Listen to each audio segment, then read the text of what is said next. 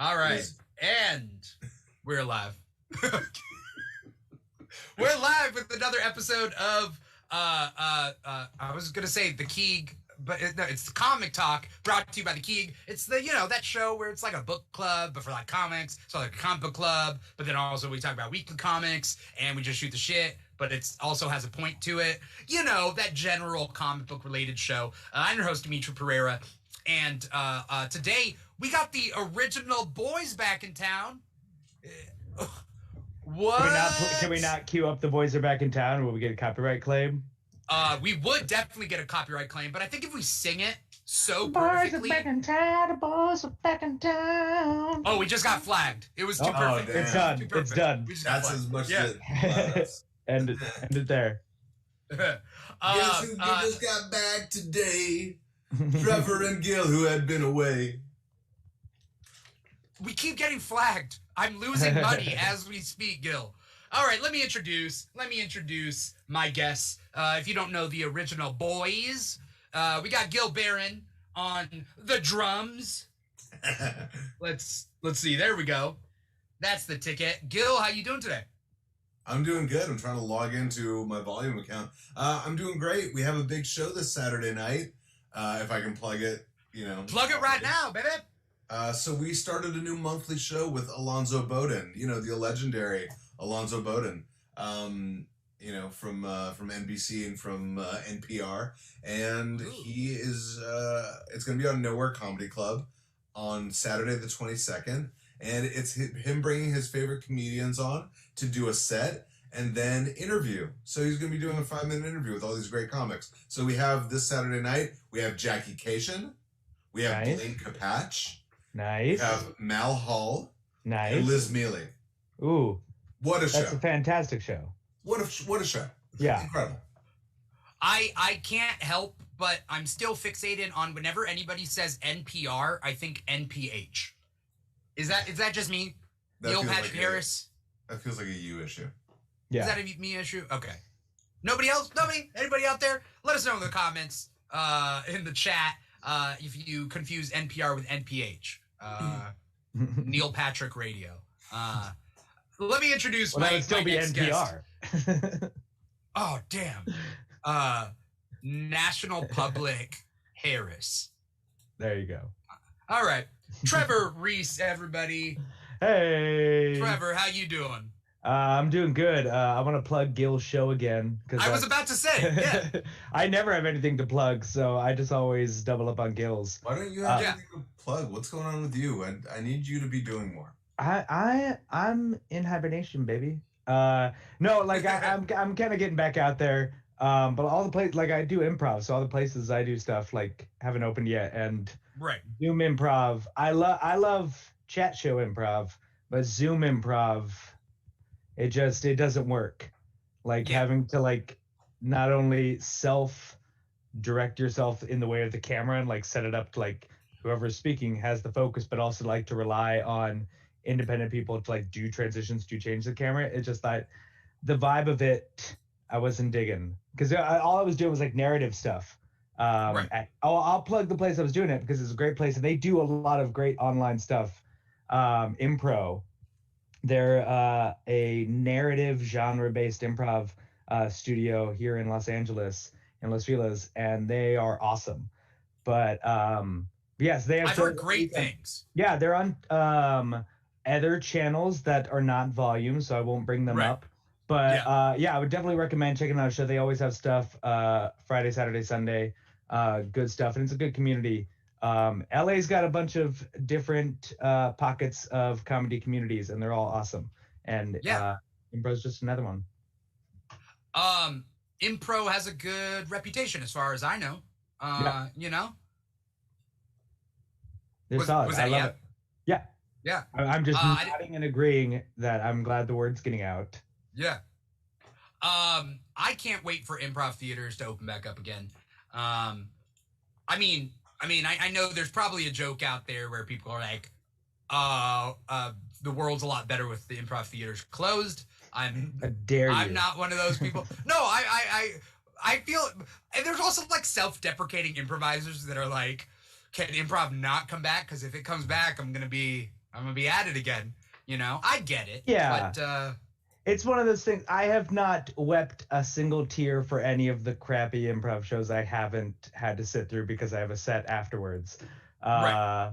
No offense to people. Like, we're there's gonna have to look through your self-deprecating whole humor. schedule. But no, but at the same time, it's just like I am so looking forward to being in a room, just watching stuff made up on the spot, Right. and just have a beer because I tossed a couple bucks in the donation bucket, and just hang out. Like, I'm looking forward to that so badly.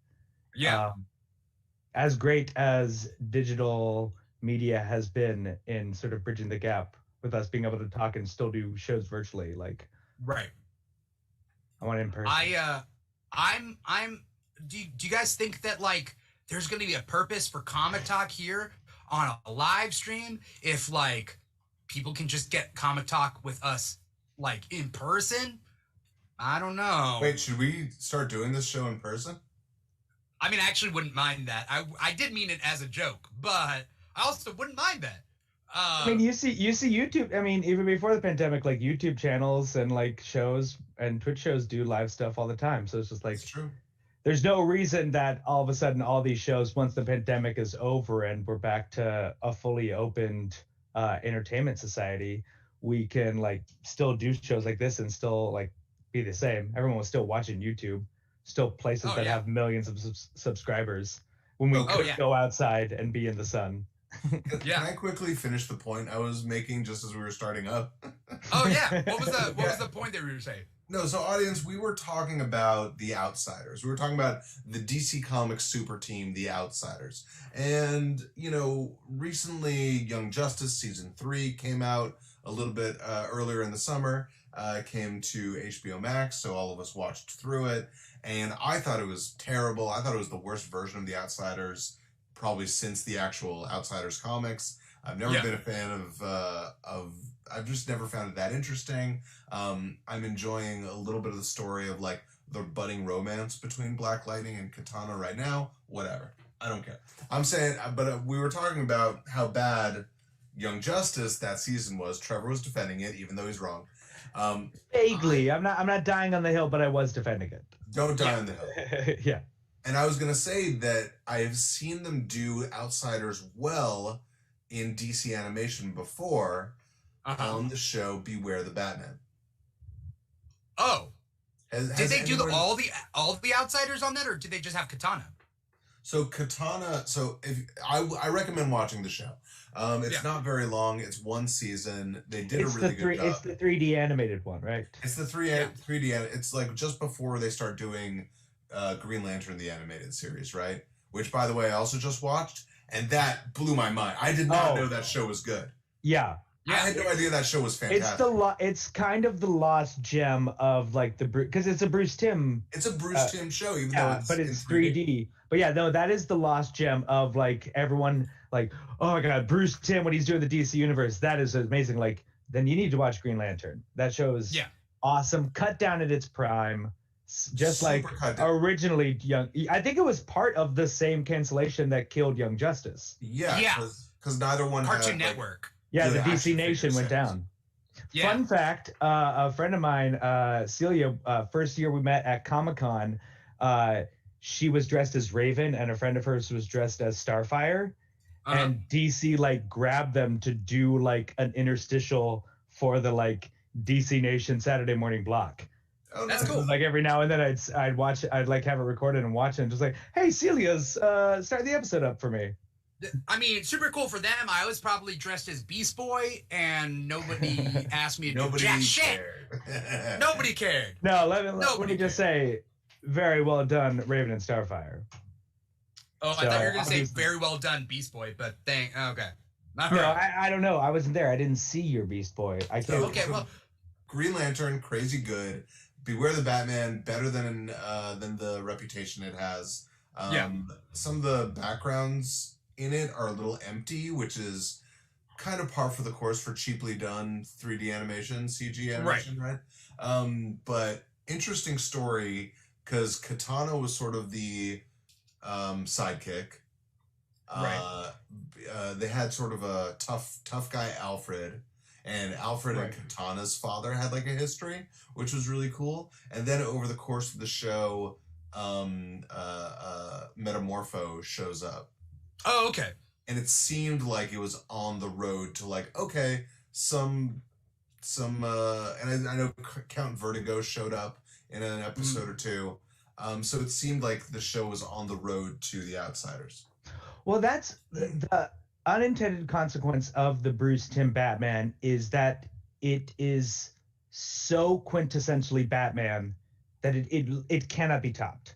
You're not going to tell a more definitive Batman cartoon. And so the non-Bruce Timm shows like Beware the Batman, Batman Brave and the Bold, really, like, for good or ill, like, they had to go out and like make distinct versions of it. Right. And like really like kind of stake claims and like stuff like we don't necessarily see that side of Batman, or like in the case of Batman Brave and the Bold, it's basically a more serious take on 60s Batman. Yeah. Like it's basically it's like right. It's kind of like what if we kind of did a serious 60s Batman, which I would also argue is how Jorah Mormont is playing Bruce Wayne in Titans. I think that's what he's doing. Okay. Is Furious Adam West, because he's like one of the only people aside from Adam West who has played Bruce Wayne like blonde, like played him as a non-dark haired guy. And like especially when there's that weird episode, like I don't know if you guys saw Titans. I haven't seen Titans at all. Yeah. I mean, all you need to know is fuck Batman. There's some good stuff. Season 2 hit stuff a little bit better. There's some in between. It's cool because it's like it doesn't have to deal with the hurdles that the CW stuff did of like, and like early Marvel of like, well, we got to make this stuff palatable for people to even buy into the crazier stuff. Like they just jump in and like, no, this is the world and it is the world, accept it. But like, yeah, there's a in season 2, Dick Grayson is sort of on his Nightwing journey still. Right. And basically he has this like hallucination where he's talking with Bruce and he's like, they're in like a nightclub thing and he literally does the Batusi, like where they dance with like 2 like Vegas showgirls. That's so fun. And like he's kind of playing it like serious Adam West. Yeah. I have my problems with Titans. I don't know what Gil would say about it, because Gil surprises me with like all his takes, because he's like, you know, like, I don't want to speak for Gil, but like Gil's cool with like different versions of characters out there and like different, right? Isn't that what you used to say? Yeah. Yeah, it doesn't usually bother me if like, you know, like the whole 60s Batman. I mean, you know, like it never bothers me if someone wants to do like a fun comedy take on Batman or something, or a comedy take on Star Trek. Like I'm a huge fan of Lower Decks. I think they did such a good job with it. Oh yeah. Yeah. Well, I mean, I would say that your thing, rightfully so, is like the actual production of it. It's like you're not a purist of like, all right, it needs to be this. You're like, no, but is it like actually a good production for what it is, for what it wants to be? Yeah, that's where you're like. Well, but I also want it to be the right core of the character. Yeah, right. I think Batman is a really malleable character, but like I was just so impressed with this Green Lantern show, and you know, it's so good. Like we all grew up in sort of the Kyle Rayner era, right? Mm-hmm. So Kyle Rayner really, like, I latched onto that character in a great way. I love that character. So I never really cared about Hal Jordan or him coming back. But this show, I was like, okay, I could see some stuff here. Okay, I get why people love this character, you know? Yeah. But that said, did you guys hear about this new Batman and Superman cartoon news? It's Caped Crusader, right? Is it Superman 2? The Bruce Timm? Yeah, Bruce Timm Caped Crusader. Is that what it's called? Batman Caped Crusader? Yeah. Yeah. Great. I'm on board. I can't wait. The design looks like like the original 1930s kind of Batman with kind of the horn, bat ears, and like it just looks very. I've only seen the like sort of 3/4 shot of like him and the cow, and he definitely has the 40s. Yeah, that's all Batman. I knew. But does he have the purple gloves? Is it I don't know. Golden Age, or is I don't think it's supposed to be. Look, okay. I think it's just supposed to evoke the style, but it's supposed to be darker and more. I don't know what they're trying to go for because they always say we're going to reimagine this. We're going to reimagine, but it's like because for example, like Caped Crusader, I was going to say it's going to be more noir, but like you know what was noir? The original like Bruce Timm series. Yeah. So I don't know what they're going to do. Here's the thing that people don't like to talk about how restrictions can make stories better. Like Watchmen. Alan Moore planned on it being the Charlton characters, but DC was like, no, we're going to kill off properties we just acquired. And he was forced to create characters out of the desperation of the infrastructure. And Bruce Timm and the original Batman had to go up against the standards of 90s network Saturday morning cartoons. And it was amazing. Like having to work within that field created moves of to sort of foreshadow talking about Fantastic Four life story later, ideas out of desperation.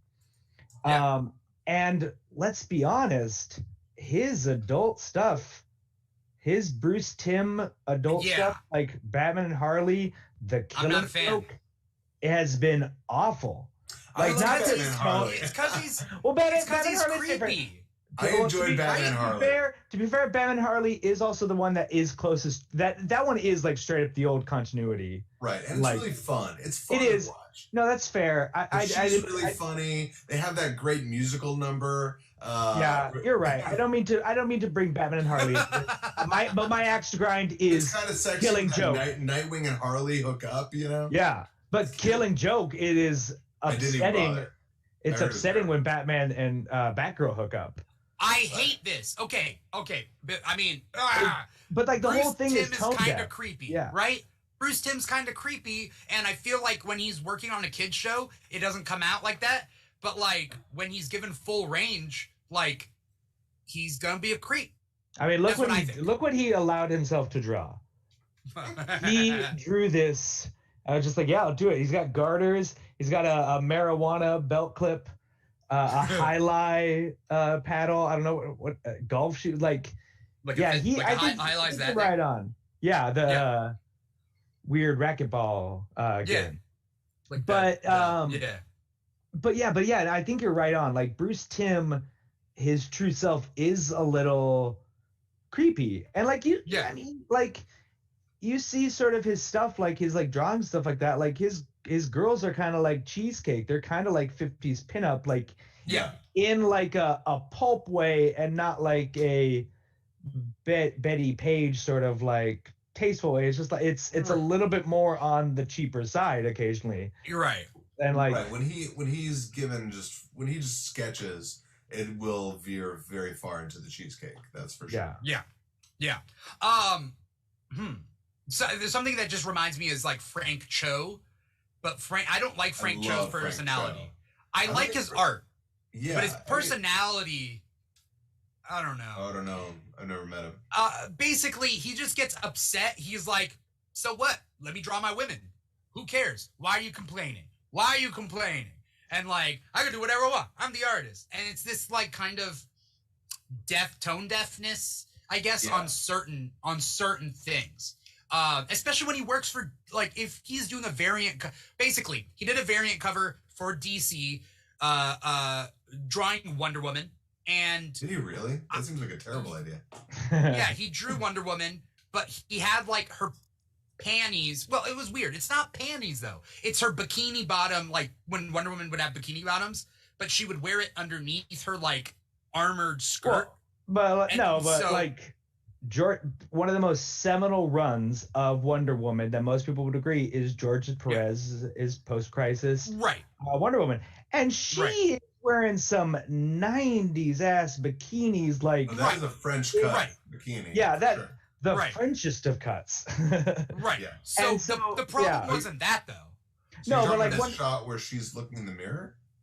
No, I don't remember, but I looked it up recently. She's like bent over, blocking some bullets, whatever. But the point being is that like DC was like, we're gonna edit your art. So I understand why Frank Cho would be upset at them editing his art to make it more tasteful. I don't know, but also he's working on Wonder Woman, like he's doing a Wonder Woman variant cover, and that kind of comes with the territory where like DC has that final say, and he knows it. He's worked in indie where he could do whatever he wants with Liberty Meadows, versus when he works on that stuff. But a lot of the stuff is tone deaf, and there was something recent with J. Scott Campbell. Do you guys know about that? What'd he do?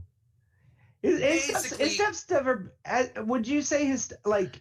It's a little cheesecake too, but the way his characters are like disproportionately skinny, but I've never felt them to be exploitive in the way like Frank Cho or like Mark Silvestri or like a Michael Turner or Milo Manara. Yeah. Now as I say it, I'm thinking of that Danger Girl cover where she's like on her knees like sliding forward with J.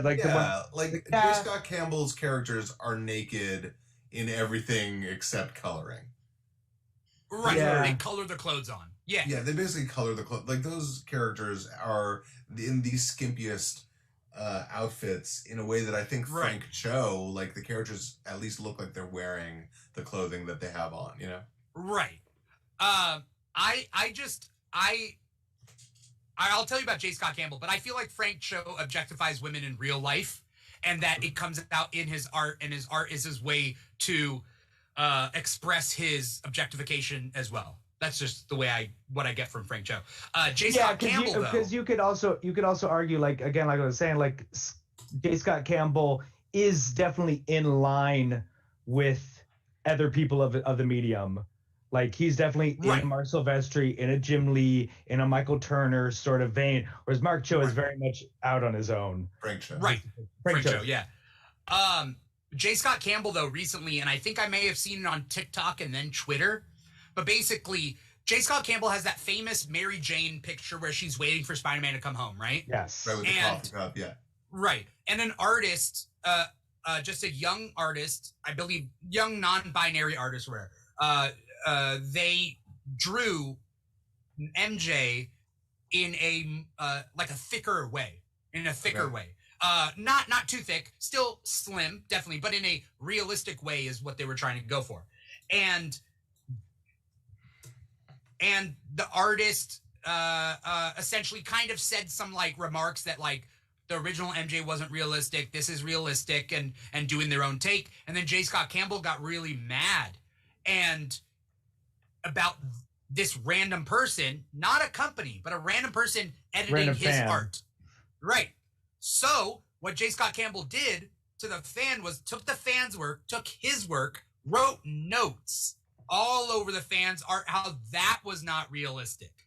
As a professional artist, wrote a bunch of notes digging and poking at that fan's art. And I'm following the back and forth, and I'm like, I didn't comment on this because I was like, I'm not leaving a trace of this. I'm here to read this and gather my thing. A lot of people were like, yeah, you go, J. Scott Campbell. Like, yeah, you like, then they were like mislabeling. Then some people got onto the whole thing about like mislabeling the non-binary artist. But that I think kind of went off in a direction. It was like, then it like pulled back. And then I like would check in every couple days. And then J. Scott Campbell like did this weird like backtrack where he was like, and I'm donating money to an amateur art, like Young Artists of America or something like that. And like, I'm paraphrasing this whole thing. This is just what I'm remembering from the situation. But he backtracked. He tried to do it like a charity thing. It was this weird thing. And I was like, I think he tried to catch himself before it became like a big comic book scandal thing of him just being mean to a fan. It was weird. It was like he got his feelings hurt. But he's the professional. Say, like, I think a lot of times a fan's reaction is to the art itself, but the artist takes the criticism as a personal attack. Like that seems to be the through line between Frank Cho's sort of responses to a lot of stuff and what you just described with J. Scott Campbell. And the sad truth, if you read anything about the hard life the creators have gone through of these characters, like most people don't care about the artist behind it. They care about the art that's being depicted to them, and sort of like fans and audiences have shown themselves capable of separating that. And I think like these guys are reacting in such ways, like it's not a personal attack. It's recognizing what's happening in our society and how the changes we're making of like we need to be more thoughtful, more considerate, and more mindful about the images and depictions we're putting out of people. With Right. like, I am criticizing the way you draw your pictures. It's like no, it's just like we're criticizing the fact Mary Jane, who Is has sitting there like squeezing Yeah. her breasts Right. together. moves are here with my cup of coffee and Spider-Man. I'm waiting for Spider-Man, but he's just outside my window. Like, Right. yeah. Right. But yeah, no, it's like no. it's like it's not a personal. I mean, some stuff is like that Spider-Woman cover. It's just like okay, The that's Milo Manaro one. yeah, that's was- revealing yeah. he has. Or anything Rob Liefeld, usually Right. the personal. And Rob he gets- Liefeld he has gets- he zero gets so respect for the mad. human body. Rob Liefeld Yeah. gets so mad when people point out his art. He blocks people on Twitter. Like Yeah. somebody made that picture, like they took Anthony Mackie in the Falcon, the Captain America, and they sent it to him, blocked, like Yeah. automatically. So and it was good. like, but I don't know. The guy didn't go to art school, and he doesn't think he needed to go to art school. He's all self-taught, which is fine, should be inspiring. But the fact is, he doesn't take criticism. So, like, Yeah. that's why you didn't go to art school, man. Yeah, and it's like I mean that's the thing is just like going back to Frank Cho. It's like Frank Cho is such a talented artist. Like Yeah. his stuff is incredible. It is damn near like Disney quality. Like what he can do is so amazing. Yeah. It's just like, but recognize that society's changing, and especially like comic culture has a deep reckoning that we have to address of like the Right. depiction of women and by POC. It's just like, I was just reading about Jimmy Woo's now very much well regarded as Randall Park's performance. Like Jimmy Woo's first appearance in comics is the 50s Yellow Claw with Right. a Fu Manchu guy on Yeah. the cover as the villain. It's just like there are a lot of bad depictions of stuff and people who have put out some terrible shit. But it's just like Right. that doesn't denigrate you as an artist itself. Like Frank Cho, yeah, maybe don't draw all these cheesecake women and maybe recognize that people now recognize Wonder Woman as Gal Gadot in the full armor and not George Perez in the bikini with a little bit Right. of gold plating. Like times Speaking have changed. speaking of Jimmy Woo and Asian representation in comics, how did you guys feel about Shang-Chi #1? And by the way, we learned this week that Shang-Chi is pronounced Song-Chi. Look at me learning. Yeah. There was a big thing on Song, TikTok a couple is weeks it ago. Song or Shang? I heard it's Shang-Chi. Shang? Shang-Chi. Something. But it's definitely yeah. not Shang. We know Not that. Shang. It's not Yeah. Shang. It's like it's Shang. Yeah, Sure. but the question Well- is, what will they call him in the movie? That's I guess we'll gonna find out. change. Yeah, because You know they what I mean? didn't say his name in the trailer. I I don't think so. enjoyed the miniseries that was going on the last couple months. Right. And this first issue, so they sort of rebooted his origin to make him more tied into the Five Weapons Society. Right. And they sort of broadened out the world that was behind the Shang-Chi universe. Right. I will admit I never knew anything about it. Like I saw a comic that said Master of Kung Fu, and it just wasn't anything that I was like, all right, I'm not super interested in that. But Yeah. I enjoyed the miniseries and it brought him to a new status quo where he's leading the Five Weapon Society as the Master of the Fist. And so far so good. So this first issue guest starred Spider-Man, and it was really funny and fun. And he has this teen sidekick who is his little sister. Yeah, Who's- she's kind of a Damien figure of like Very much like he Dave. was raised in the criminal element and now is being brought in as the sidekick, trying to do good with the powers they have. Yeah. Is that Well- her on the variant cover? If you can see what I Probably. posted on that left cover. Her name is Little Dagger. Yeah, Yes, she's that holding is two her. daggers? Yes, that is her. Okay. All right. But also, I gotta say, I've gotten to talk to him. He's a wonderful guy. The writer, Jinlun Yang, he is incredible. He's been over at DC before. That's He did He definitely did the Superman versus the Klan. yes, he did that. Okay. He wrote I think he did some Ryan Choi stuff. He did Superman. He was the first, the pre-Bendis New 52 Superman reveals his identity. That was during his tenure. But he also has some amazing graphic novels that he wrote and drew himself. American Born Chinese, which honestly is such an amazing book. It tells 3 separate stories of this young first generation boy who's sort of growing up and coming to terms with being living in American society as first generation. And then there's the story of the Monkey King, which we know is like the basis of Dragon Ball Z, Journey West. And then the story of this white kid who has this like incredibly racist stereotype, Asian stereotype cousin. And like the 3 stories sort of play independent of each other, but then sort of merge together. It's just beautiful, beautiful story.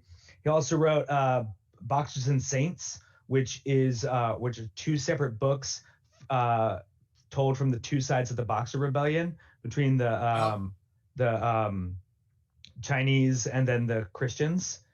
Beautiful story. And yeah, it basically links together as one story, and they literally intersect in the middle of their books, and then part ways to tell their endings. But he's done some amazing work. I interviewed him for a podcast one time, and he's just an awesome guy. He's wonderful, and it's so cool to see him like get some like this. This is like not only a high profile book, like working at DC and the stuff he did before, but like kind of overshadowed. Like obviously his reveal of Superman's identity has now been overshadowed by Bendis doing the same thing literally a couple years later.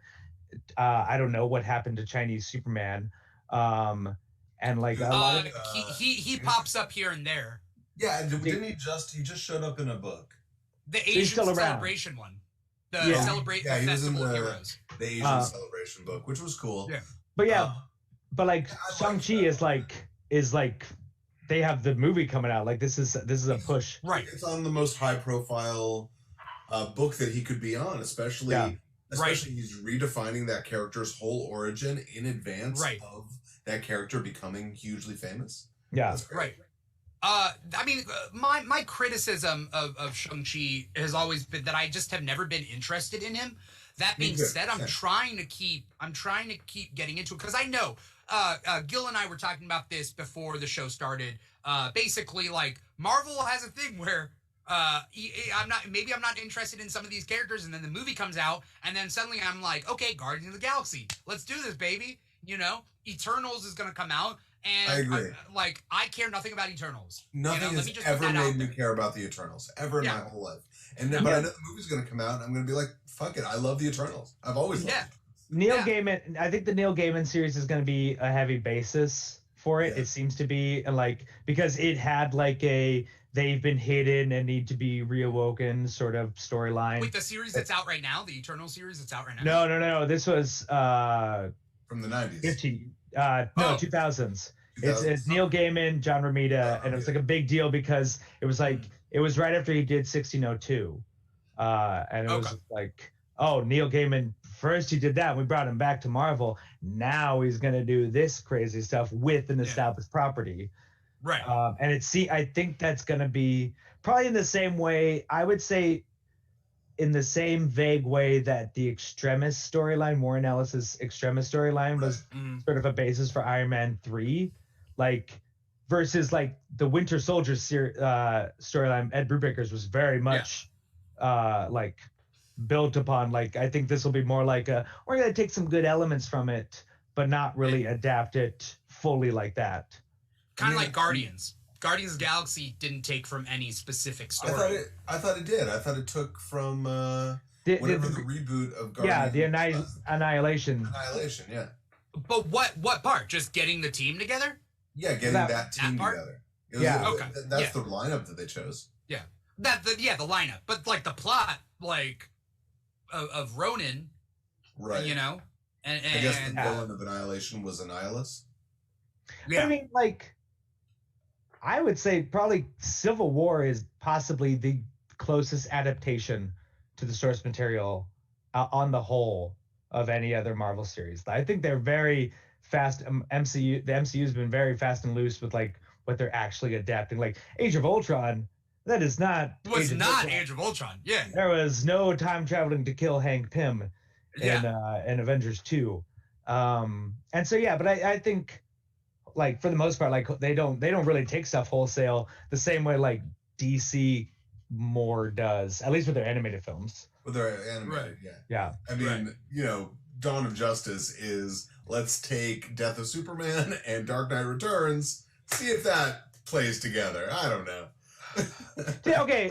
Just I don't want to get started on it. No, not about the Snyder Cut, but he just announced that he is doing a retelling of the Arthurian legend in the California Gold Rush. Could not care less. It's like, how did that come from? Where do those connect? Maybe where the does search that happen? for gold. The search for gold. They're looking is for the search Excalibur? for Holy Grail. Yeah, or whatever. The Holy Grail, Excalibur, Lady Lake, whatever. Who knows? That actually sounds like the most original Snyder idea. That could interest me. Also, we haven't seen like really a Gold Rush movie, and like I think like look, I learned about it in 3rd grade. Like, let me put like, come on, give me something. We haven't seen a good Gold Rush movie since like White Fang. I never. The '90s was surprisingly big on like Gold Rush era movies. There were a lot of Gold Rush movies in the '90s. Yeah, but it was all Alaskan Gold Rush. Yeah. But like, I mean, you had a little bit of overlap with the first Zorro. Yeah. That's a lot of some Gold Rush stuff. Yeah. Now we're way up. Okay, so I'm gonna say a couple of things before we get back onto it. For those of everybody out there watching this, thank you so much for watching. This is Comic Talk. We got 78 people watching us on volume.com/The Keeg Show. So hello to you 78. I see Poop 34 joining the crowd. What's up, Poop 34? I see Vicky and Steph out there, and there's a Stephanie, and I'm not sure which one that I know. I think it's Steph. Dimitri, and then there's Stephanie. I put the link to my upcoming show in our chat in the Zoom. If you could put that in the chat on volume. I don't know why volume's not working for me today, but if you put that in the chat, everyone who's watching, I got a show this Saturday night. I hope you'll check it out, buy tickets. It's a huge lineup. Go ahead, Dimitri. Sorry. What I was saying is we are streaming to multiple platforms, but really the big platform that we love, that's our number one, is volume.com/The Keeg Show. It's a new streaming platform about for musicians, for singers, for niche geek shows like us. So that's what you're getting into right now. We are talking comic books. We're talking the weekly comics that came out this week. The link that I placed there is from Gil. And I just wanted to say that before we continue. Basically, there's a lot of comics that came out this week between Marvel and DC, and I hope we can get to all of them. Well, anyway, we stay on all night, right? Yeah, that's what we're gonna do, a marathon. Well, I want to mention because we're talking a lot about Asian representation in comics over the last few minutes. Did everyone get to check out The Good Asian last week? I did not. I heard it's great, and I've met the writer. I've met the writer before. Same time I met projects, right? I don't know. I met him years ago when he was editor of Vertigo. He used to edit. He was editor of Vertigo. So I met him back then. But I have his email. As long as his email is the same thing, maybe I'll hit him up. The book was good because it takes place during. In San Francisco during a very tough time for Chinese Americans. And the main character is a police officer, a Chinese American police officer whose job is to police his own community. And so The Good Asian is obviously sort of an ironic name. Right. But yeah, there's like a deeper mystery brewing, but he's like, it's like, this guy kind of policing his own population. And so who published it? I feel like it's independent. It's an independent one. I'll check it out. Yeah, no, I heard about it and I didn't realize it had come out. Yeah, it came out last week. Yeah, we talked about it last week. Who did we have on last week? It was Michael Mead and Ben Schubert we had on last week. So we talked a little bit about that. And that the Asian celebration of heroes thing that DC did, which was really good. Some of those stories were really good. Yeah, in my comparison, I hate to compare. Marvel did something recently, Women of Marvel, and the DC one was better, not by comparing women to Asians. It's not about that, but I just think that handling the subject matter was better. I have some thoughts about the Women in Marvel one because there's a specific writer that wrote for the Women in Marvel one that I've been looking into her work, and I don't know what to think. Anyway, that's a separate thing. How do you guys feel about the Native Americans of Marvel collection that they did? I didn't check that out. I didn't even. Yeah, when was that? That was a few months ago, but they did another one-off that was like an 80-page giant that had a bunch of short stories of all the Native American characters in Marvel, and it was pretty cool. Gave some background to Echo, which is Echo is now a huge part of Heroes Reborn, and I did not see that coming at the end of Heroes Reborn. Spoilers, everybody. Should we get into Heroes Reborn? Let's get into Heroes Reborn. Comics and Cupcakes is here, which is Ambrosia, who's been on the show multiple times. She says, "Don't be shy, say the name." I'm trying to find. I will find. You're not protecting the identity. You just forgot the name. I forgot her name. Well, I forgot her name. She has a Japanese name, and I don't want to butcher it and go off of my own memory from it. So, I will. I'll figure it out. Let us talk about Heroes Reborn #3 that came out this week. You how happy I am to see another Marvel event that is doing all of its issues within the over the span of 2 months. That's the only way that I got through Empire. Like, if Empire had been stretched over 5-6 months, I would have shot myself in the head. I was so happy that was, and I know there was a lot of the COVID stuff was going on, so that's sort of like what necessitated that. But Heroes Reborn being 7 issues over the course of 2 months, the best way they could have done it. I love it. Yeah. Well, it has no, as far as I can tell, no stakes in the Marvel universe. It's just its own thing. It's just just let it be its own thing. This is a fun series. Yeah. I'm enjoying reading it. It's just it's nice that I don't have to buy aside from Shutterbug and the individual issues that are part of it. It's not it's I don't need to go buy all the other stuff to enjoy this. I've been digging it. Yeah. I love Jason Aaron's Avengers. I love his Avengers. I think, from the dude who brought you Scalped, of all things, I did not think that guy was going to be the great superhero writer.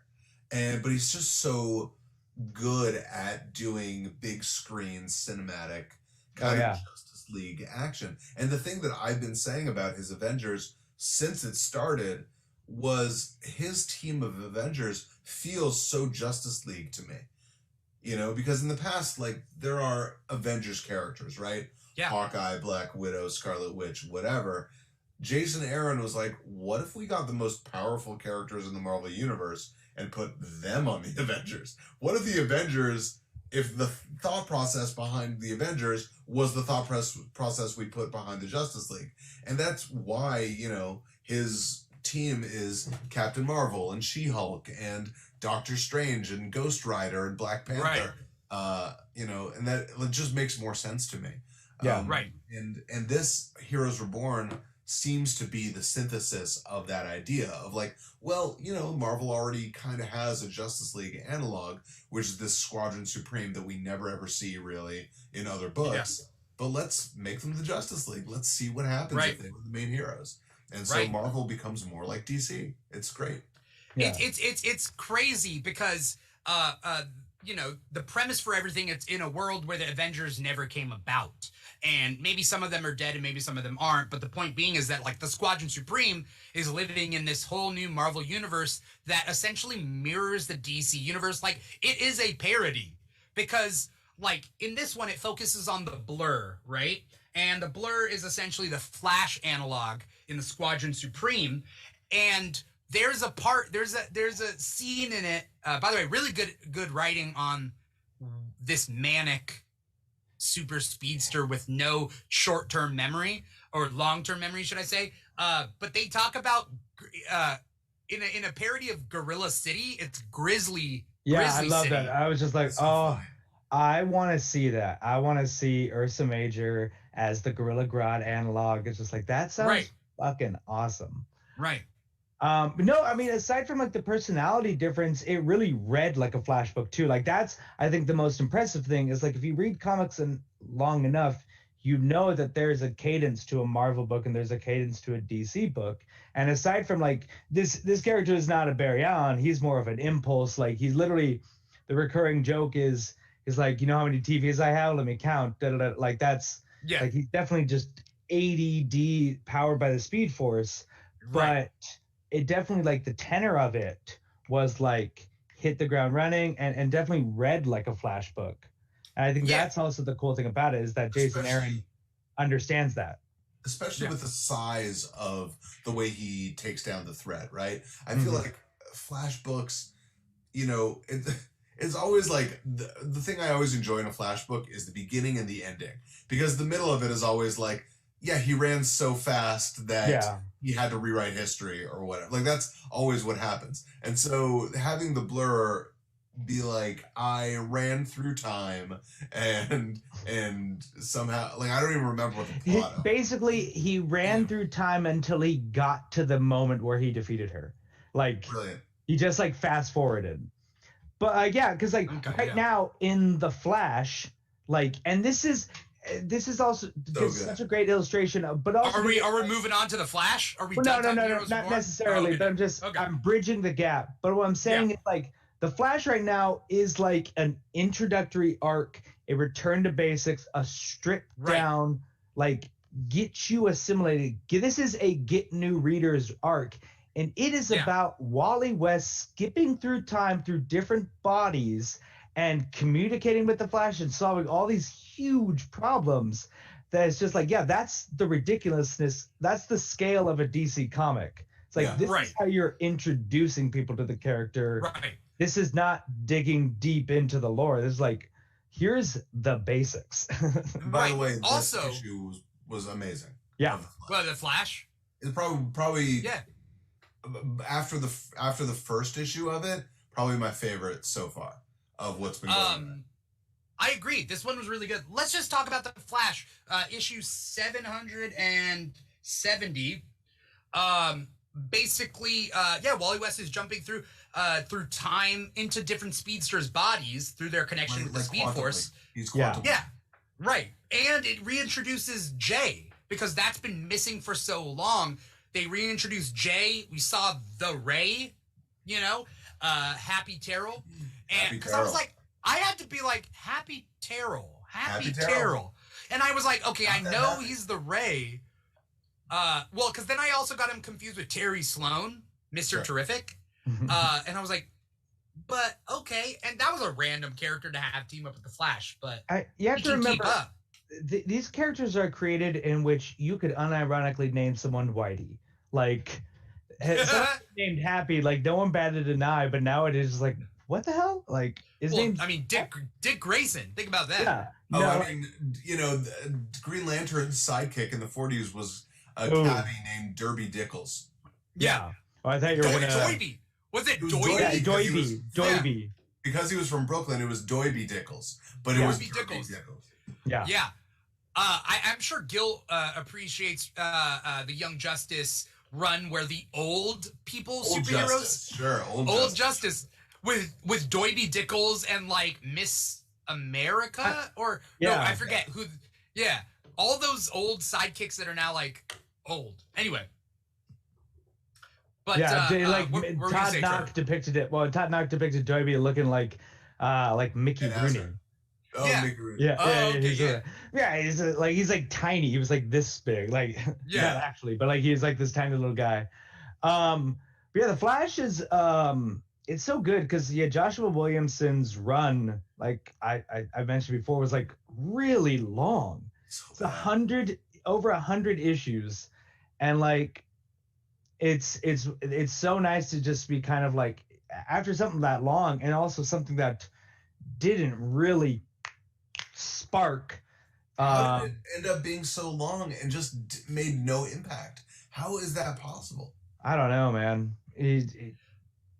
People just get around books. It's just like Howard Mackey, like how he was in charge of Spider-Man the whole thing from Heroes Return until J. Michael Straczynski took over. Like he was in charge of like 60 books over the course of like a couple years and like zero impact.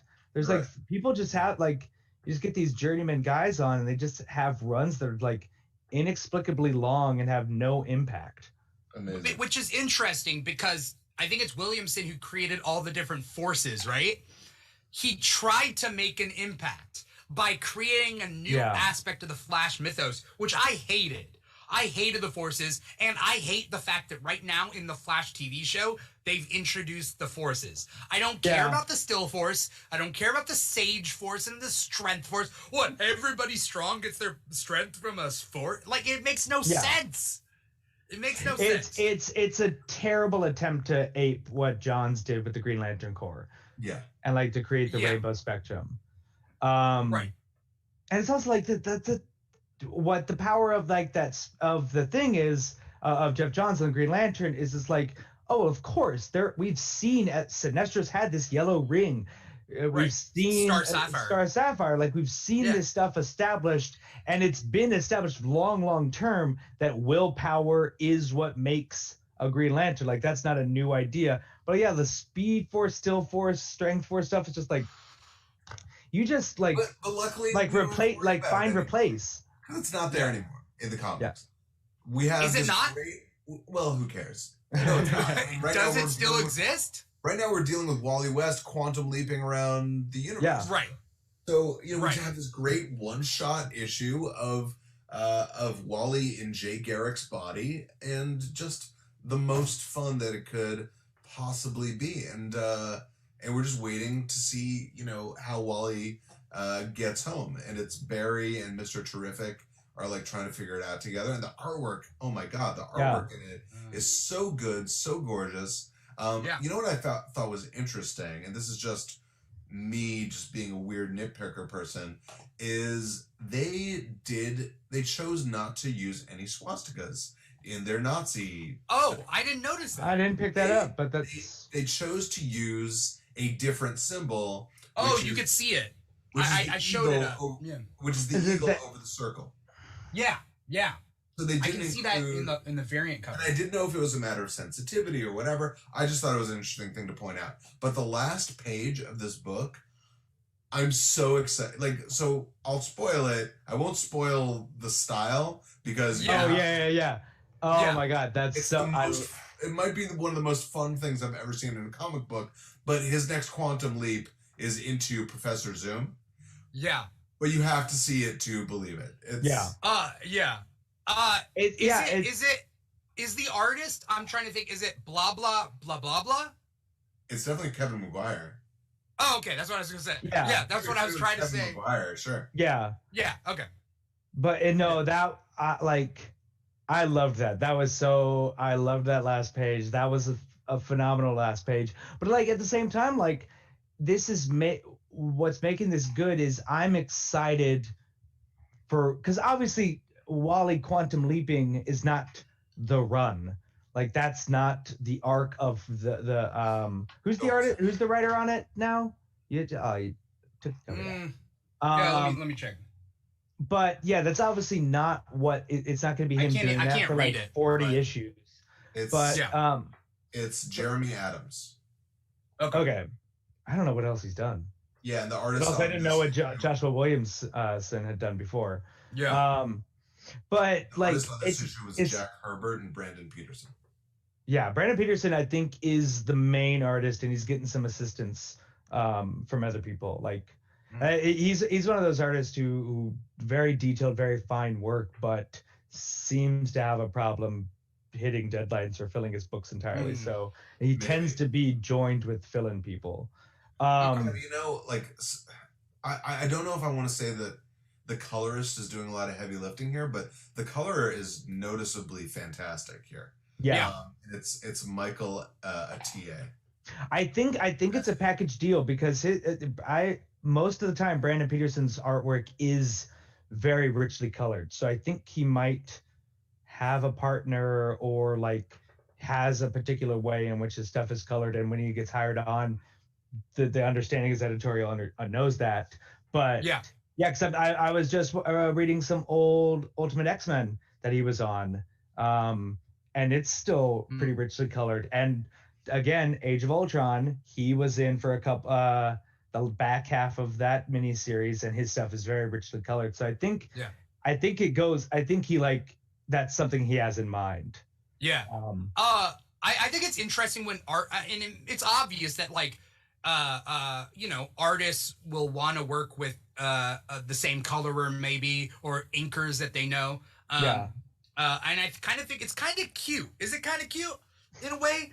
Like almost like a relationship, but like it's your partners that you're choosing to work with. I think it's kind of cute. I know Wade von Grawbadger, and he works a lot with Eminem, and like he's done like anything Eminem's on, 99% of the time it's von Grawbadger on the inks for it. And he was on like all new X-Men and Miles Morales and like all that stuff. And like I think it's super cool that they like work together. Yeah, I think for the most part, like I mean, especially like pencilers and inkers, I think are paired up a lot. I know before he passed, like Justin Ponzer worked with a lot of Mark Bagley stuff. It tends to be like I was just reading Jack Kirby interview, and he was kind of running through some of his inkers that he worked with, and he definitely had a tiered system of like this person gets my I can't get this person. Yeah, this person, I know what they're gonna do to my ink. I know what they're gonna do to my pencils. With their inks. And so yeah, I think over time, if you establish yourself enough, you just develop those relationships.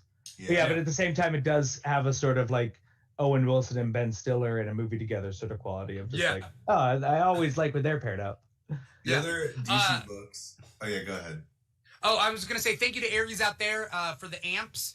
For anyone out there who doesn't have an account on volume.com, you can create an account. The accounts are free. And with that, if you choose to donate to our show, you can donate what are called amps. And those are the credits that volume.com has. And we don't have any special song or dances that we do on Comic Talk. But when we do our Friday night show, The Kickback, we do have things that you could redeem your donations for.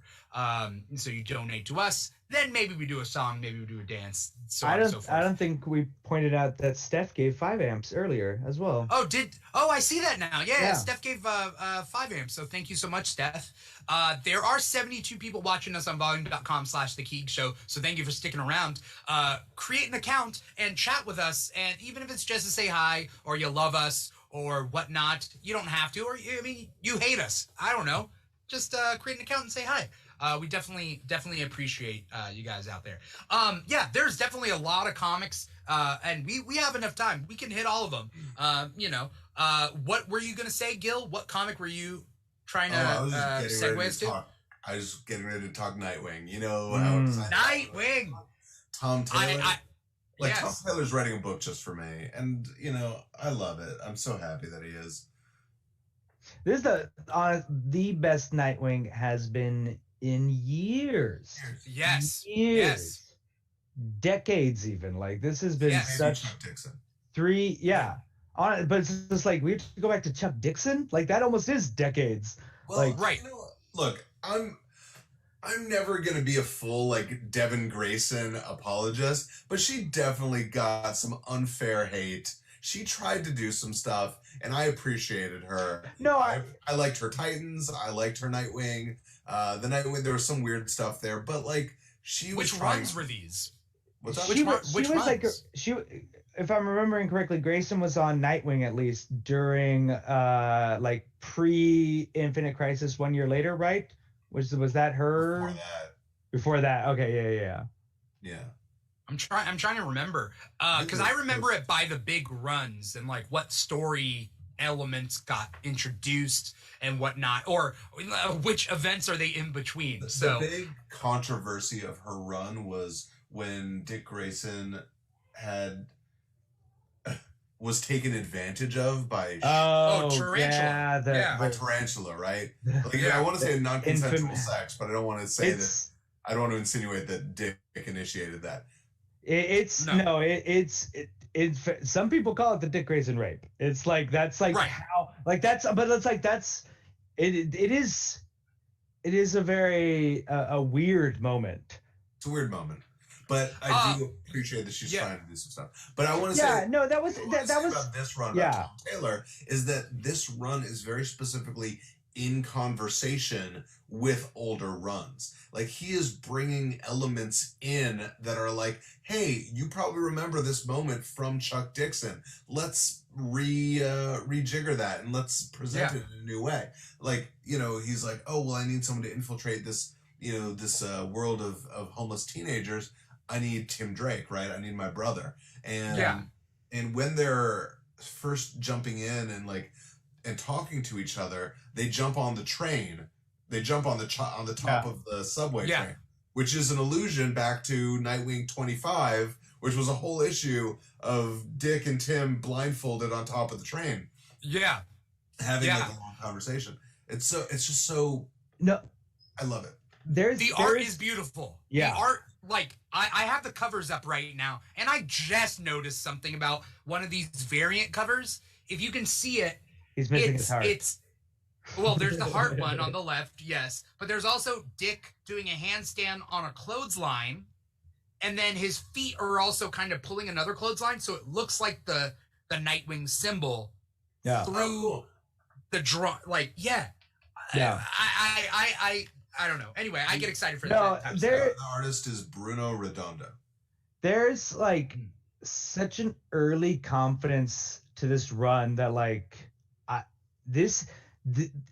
we've been reading comic books for a while. When you read an issue and you start getting into a couple of issues, this is a run that's got some legs under it. This is something that I don't want to jinx the perfect game before it happens, but it's just this is such a return to basics and such a confident depiction. Just no, I know Dick Grayson. I know this character. Trust me on this. We said before, I think the first time we brought up this new run was we compared it to Mark Waid's Daredevil, and God, that thing is just hums for 50 plus issues, and it's just I'm so excited to see Dick Grayson get a run like that, especially after especially after Rick Grayson. That really is again, compared to Daredevil, that really is the Brubaker. No, Andy Diggle was the real bottom of the barrel before Mark Waid had to nope, he's not going to be that sad. This feels like the same sort of thing of that character was really brought low, both kind of within the story and just also his actual stock as a bankable character. This is this feels good. There's an energy behind this. Just God, I really want to see what this is building towards. This is the issue where I was oh, I'm definitely buying this trade. I'm buying. This is going on the shelf because I have to be able to read this in one sitting. I love how much it's remixing so many classic elements from the Dixon McDaniel run. Blockbuster being essentially Kingpin. We have what's the name of the new mayor? Is it Maroney? Maroney. Is it? No. She's Zuko. She's a Zuko. She met with. I always get that mixed up. Zuko's the one that's tied to Dick Grayson. Maroney's more Batman. Zuko was the one who hired. Zuko was the one who hired who organized the hit. In most continuities, he's the one who he's the reason why the Flying Graysons fell. Right. And Maroney is the one who threw the acid at Two-Face, at Harvey Dent. In most times, Yeah, most of the time. Or organized, Yeah. Unlike in Batman Forever, when he blocks half of his face with a manila folder. Yeah. No, the acid make- melted to the make a- manila folder into his face. That's how Oh, yeah. To make a perfect line. Yeah. Yeah, perfect. Yeah. No, Uh, having Zuko's daughter as the mayor. So what a brilliant idea. Blockbuster. That Babs is, really a supporting character here. I love her.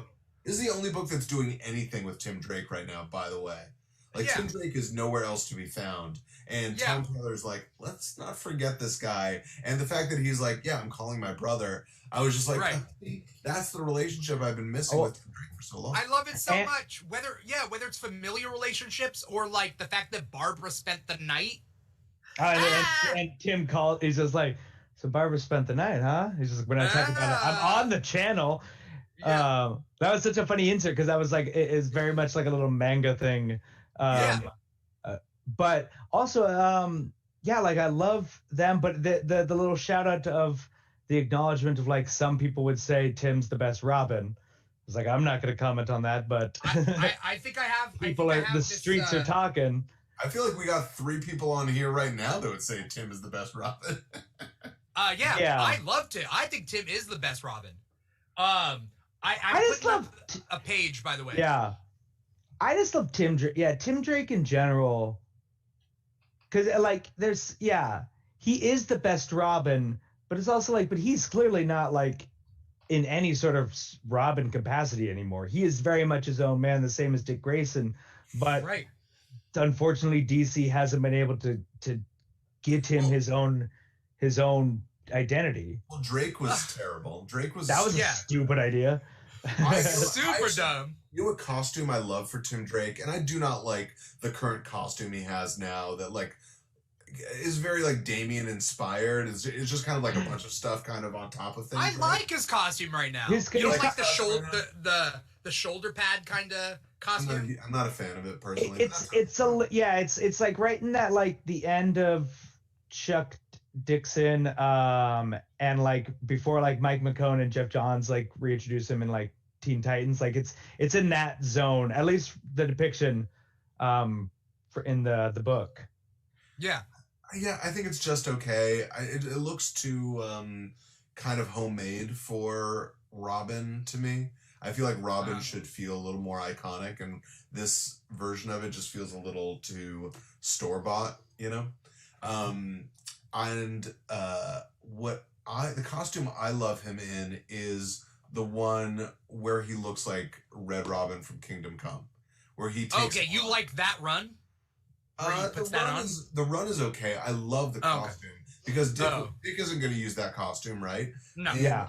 what I think that some people don't notice about that costume is that it's also kind of an homage to Dr. Midnight. And I don't think people usually get it. Oh. Yeah. Yeah. Is in. No, Yeah. there's not, like I don't know, like I mean, because I hear what you're saying because I love that Red Robin costume. At the same time, like I feel like he there's something about him in a domino mask.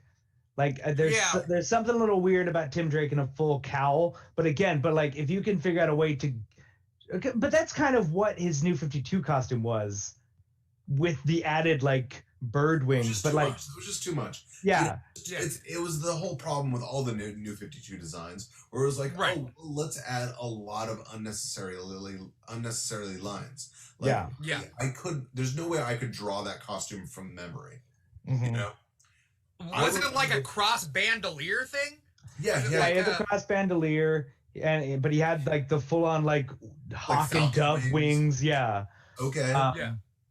Yeah, that was not a good costume. But at the It's same not time, great. like, but it's just but no, but like I like Jason Todd having both the red hood and then when he takes it off, he has the domino mask. So like, if you give Tim Drake versus, Oh yeah.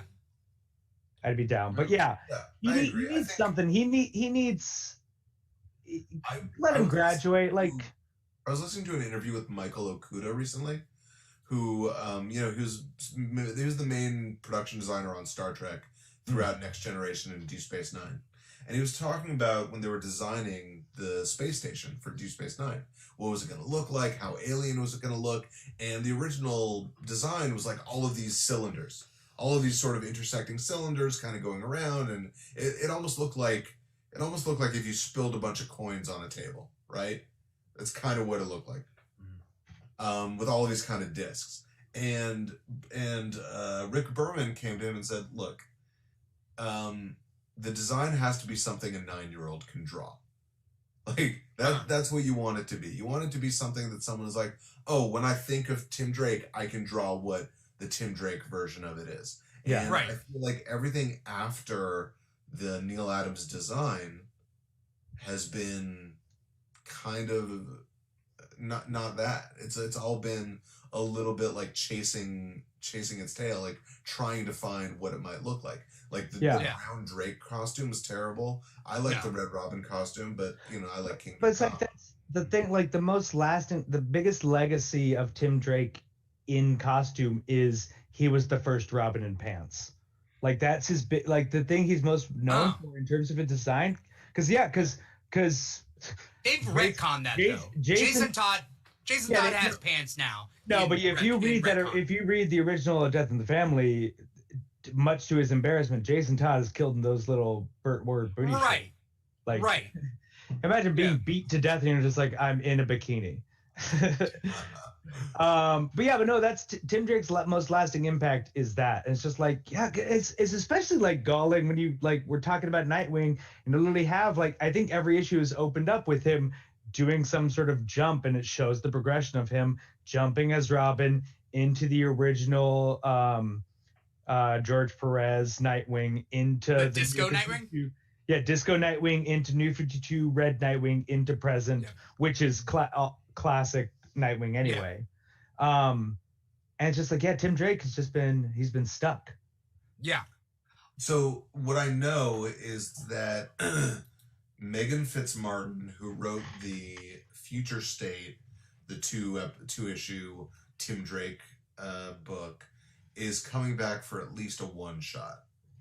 Okay. Nice. She's a good writer. She wrote this World War II JSA World War II movie. She was the screenwriter on that? Nice. She was a screenwriter on that. She comes from Supernatural. She's a buddy, and I'm hoping that she does something good with it. I wasn't a huge fan of the Future State books, but it felt a little too plot focused. Like it was a little bit too much about like, oh, what's this adventure they're going on, as opposed to character focused, like our wonderful Nightwing book that we're reading right now. Right. So I'm hoping that the focus can shift and be a little more character, be a little bit more, Tim and Stephanie, any of that stuff, Tim and Bart, Tim and Connor, any of those kind of pairings, Right. I mean, what we need is a good old classic Brave and the Bold book again, right? Yeah. See these character moments. Like, what does Hawkman think about Jenny Hex? Like, that'd be a random team up, but like, how would they get along? And that's when you really cement as a company, as a publishing house, what these characters are, is how they interact with each other. You know what book is that in a weird way right now? Is Savage Avengers. Is that like it? Is it like that? Savage Avengers is a Conan book. It's Conan teaming up with a different Marvel hero every issue. Yeah. Like, I don't know why that book is called Savage Avengers. It should just be called Conan Team Up. Like, that's all that book is. Right. And I'm enjoying it. I think it's fun. Yeah. It's just so weird to me that, like, it's called Savage Avengers, which I guess makes Avengers fans feel like they have to read it, but... Yeah. We're gonna have to segue a little bit. By the way, the author that I remembered is Mariko Tamaki, and I don't want to go too much into depth about it. She wrote small stories in Women of Marvel that were in between the big stories. She wrote like 1-page stories, and there was like 3 or 4 of them, but they were kind of basic. It was like, what if Lady Deathstrike needed to get her nails done? Oh, and it was like, what if Emma Frost like wakes up in the morning, doesn't want to do her hair and makeup? Well, she just creates a psychic vision of herself and like looking glamorous, or like Medusa, bad hair day, like kind of writer on Wonder Woman for the 4 or 5 issues before Death Metal, where she like brought back. I don't know. Max Lord's daughter? I'm not quite sure, but She was doing some DC stuff recently that I remember. Yeah, I think don't she know was if like Yeah. the first. She was the first female writer to write on Detective Comics, I think. Okay. Yeah. Okay. Yeah. I'm She's looking got it up a right nice now. little legacy behind her. Very first female writer to be the main writer on Detective. Even Yeah, Devin Grayson didn't get that during her time with Batman way back when. I'm not saying she's trash. I'm just saying that I'm not. She wrote Lumberjanes, and I still haven't read it, but I heard it's good. Oh, it's You know? wonderful. I'm not doing that, and I'm not saying any. I just the Women of Marvel kind of collection that we had. I just think could have been better. And you know, I don't want to see Lady Deathstrike getting her nails done. Haha, it's funny, I guess, but it's kind of a basic idea, and it seems like something a guy stand-up comic would make jokes about. You know what I mean? Like, oh, hey, women and they're getting their nails done. What about Lady Deathstrike, everybody? Sometimes comics are allowed to be fun. Yeah, right. Sometimes we're allowed to feel joy, but you know. Right. She wrote 3 volumes of She-Hulk. I didn't read that one. But yeah, she was Wonder Woman for a minute. And I thought those issues were pretty good. Not super my favorite ones. Okay. I thought some of the stuff she did with Max Lord was interesting. Yeah. It was nice to sort of clean up that continuity.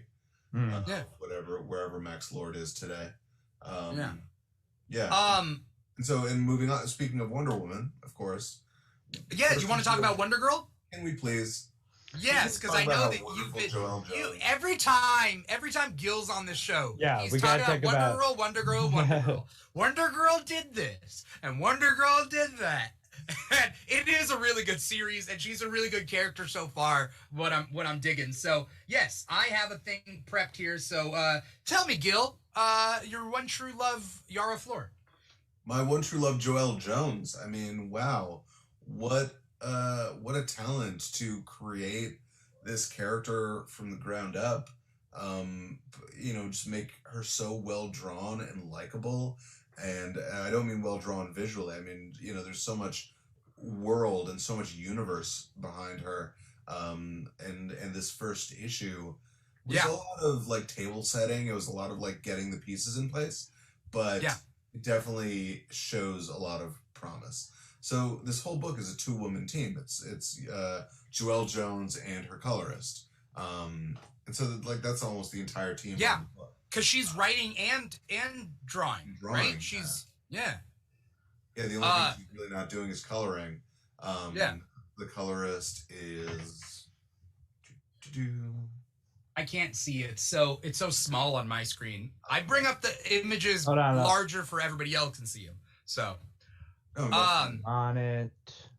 Yeah. Trevor, did you read this one? Yeah, it was awesome. Okay, cool. Yeah. Yeah. No, the artwork is like Joelle Jones is Jordi sort of... Belair is the colorist, and the letterer is Clayton Cowles. Yeah. So. Okay. I like in this, because this premise is like an origin, right? For a character that we were introduced to in Future State a little bit, but now it's the origin. We see, what I really liked was the 3 other locations. We saw Mount Olympus, we saw Themyscira, which, by the way, I didn't know Nubia was running Themyscira. Yeah, I didn't. Yeah, that's from that, but I guess that happened at the end of Death Metal, right? Yeah, it's I think it's Infinite Crisis or Final Frontier, one of those single issues that establishes. Whatever. I don't know if it was. Yeah, it was the. Right, because Hippolyta is now on Earth as Wonder Woman. Okay, yeah, I think it was. Or Generations Forged, or one of them. Hippolyta's on Earth. Diana right now is in She's like in Valhalla or something like that. In Valhalla, thank you. Okay. So she's dealing with the DC version of Thor. That's right. what she's playing around with. Okay. Nubia is the queen of Themyscira. Right. Artemis is leading the Banu Migdal. Yes. Well, no, there's another leader of the Band of McDonald, Right, right? there's another leader that I don't know that character. Yeah, I from. don't know who she is. Yeah. She seemed cool, you know. Yeah. I was interested. But like Hera's up to no good again. You know, I love Greek mythology and Wonder Woman, and like when they expand upon that, like move that forward. I'm loving it, and the art's really good. By the way, I just want to point out, if there's different things that I like about my comics, I like my team comics, and I do like relationships. I don't like it when it's like Riverdale. I don't need an on and off again, whatever. But I like it when like One True Loves get together, when Stephanie Brown and Tim Drake are hanging out, and I'm like, I like this. This is so. There's a panel or a page in this one where there's the bus driver guy who has to be like a regular character. He's just looking. He's like the tour guide, the tour Yeah. leader. Yeah, and he's looking all like that guy. Like the guy's like ripped, the guy's handsome, and then she like there's a shot where like they're kind of like face to face in the bus, and I'm like, I want these two attractive people to get together. Mhm. Let them get together. I tell you when she's leaning forward, I just pulled it up. I'm like, when she's like leaning forward and he turns back to her, yeah, so many distractions, and she's like, yeah. No, Yeah. he definitely I mean, it's always funny because like these early on books, when you're first introducing the character, you're kind of getting a feel for it, because for every Lois Lane or Steve Trevor, there's whatever revolving door of Bruce Wayne straight up had a fiance in the early Golden Age stuff. Silver For like State Cloud, right? No. It's No, that was later. It's literally some random woman. Like it's like Holly something, or like it's like Bruce Wayne straight up has a fiance, and Okay. There's Vicky Vale, Chase Meridian, Silver State But that, Cloud. I mean, you also have like Peter Parker was like dating Betty Brant, and Liz Grant were the focus before Gwen Stacy or Mary Jane even showed up. Yeah. And so it's always interesting to kind of see if like find the footing on whether or not this is a character who is the first in the revolving door, Right. before they find the person, or if it is like Lois One True Lane's Love. Action Comics #1. She's not going anywhere. The Right. only way to give Superman another love interest is to retroactively give one as a kid. Like that's how good Lois Lane was from the jump. Yeah. Oh, No, you're with right. Lana Lang. Yeah, with Lori Lana Lawrence. Lang. They Oh, yeah. Lori and Lana like is the only other true like. Well, Superman has his other loves. It's like because they had to introduce them after the fact because Lois Lane came out of the oven perfect. Yeah. It did come out of the oven. Right. Yeah, I mean, you guys bringing this up is reminding me of the, Infinite Frontier, the series that's going on, and this last issue was an exploration of Jade, the character Jade, who is Alan Scott's daughter, and I love the pairing of Jade and Kyle Rayner. Okay, that's your. Okay, that's your. I Yeah. think they were such Well, a because great... that's how you got introduced to him.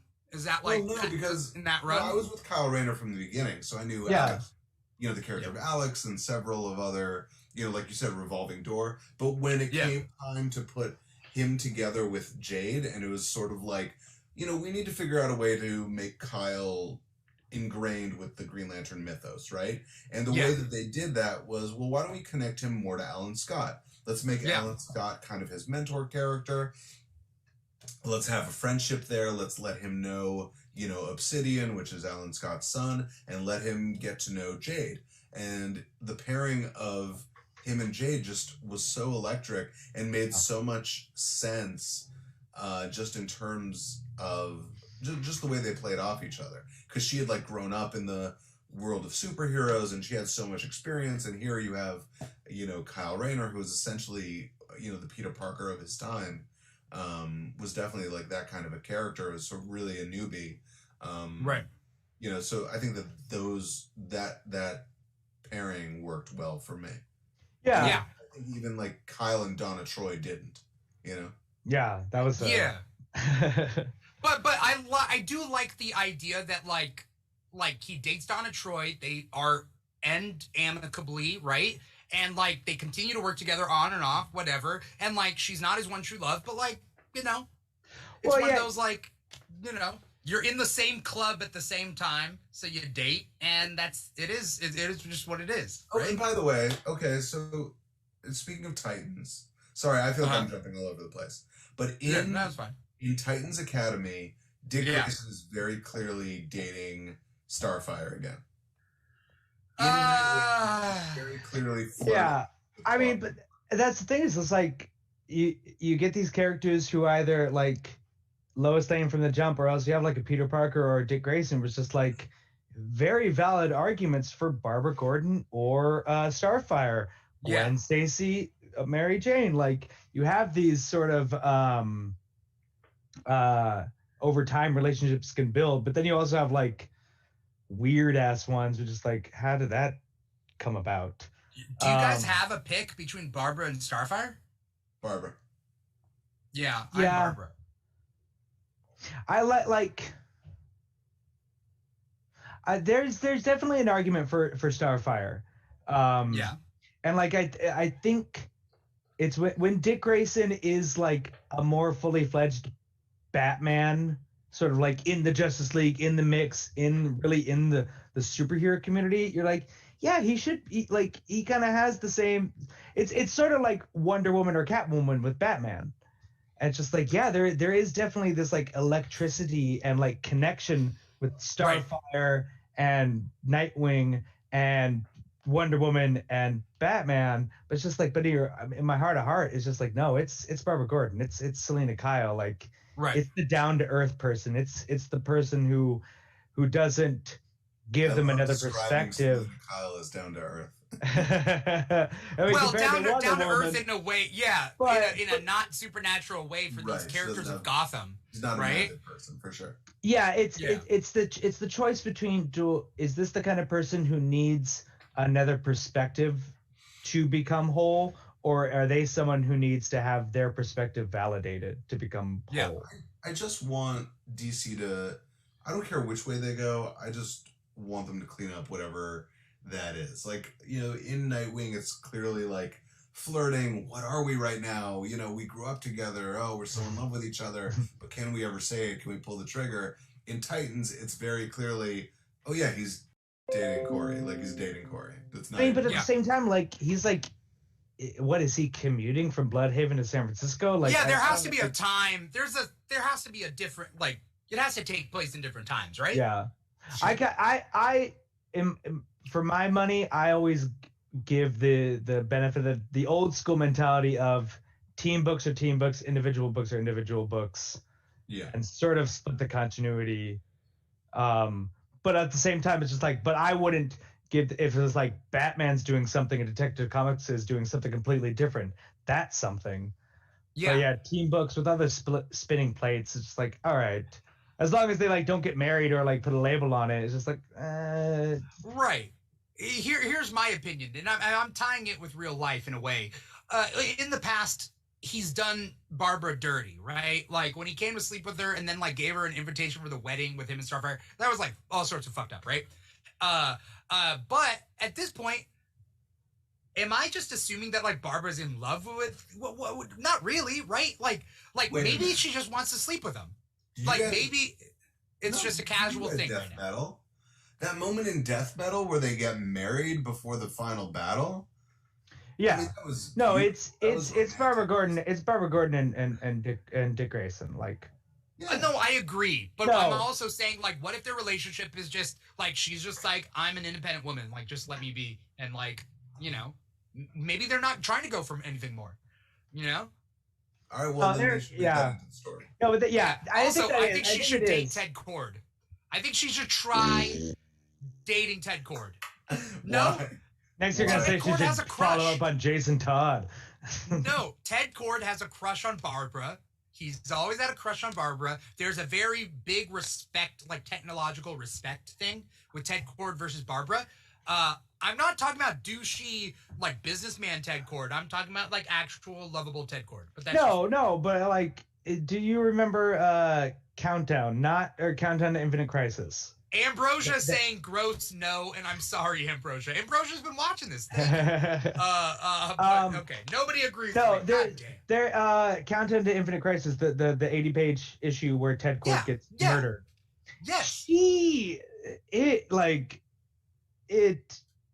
she finds him, she pities him. Like the whole story, I know. she just I know. pities him. It's not I like love Ted Kord, I don't though. understand you. Okay, I'm just not. Yeah, the storytelling of that book was look at how disrespected Ted Kord is, that nobody's going to believe him. Yeah. When he says that something's wrong. That's the whole point of that book. I know. Right. That's literally how that book was written. You know. But I'm just saying, like, yeah, no, it's not Ted Kord. That book Ted is Kord wishes. I know, but let him. No, you know what? No, Come you know on. what? You know what? Do you watch Brooklyn Nine-Nine? Yeah. Okay. Not first every season. episode, but yeah. No, but first season they have Joe Trulio's character Boyle in love with Rosa. And it's like annoying. It's like almost detrimental to the series and the chemistry. And they finally got rid of it and moved it forward, and they became amazing together. Like they became actual friends. And that's what I think Ted Kord and Barbara should have. Ted Kord should get fully over her, and then I think they would have. I'm not denying that they don't have good chemistry together. They definitely, obviously, with the tech stuff and the nerd stuff, like Dick Grayson, is so not tech savvy. He's literally a carny. He is carnival folk. That's the thing. He's not weighed down. Like Dick Grayson, this is just a cool thing. Is like he's not weighed down by armor. He's not weighed down by a utility belt. He just flips, and he's. But just he like also goes, probably types like this. Like, so it's like I could see why Ted Kord would be someone who Barbara would connect with, but no, just cut the sexual tension out and just let them be fun friends. Okay.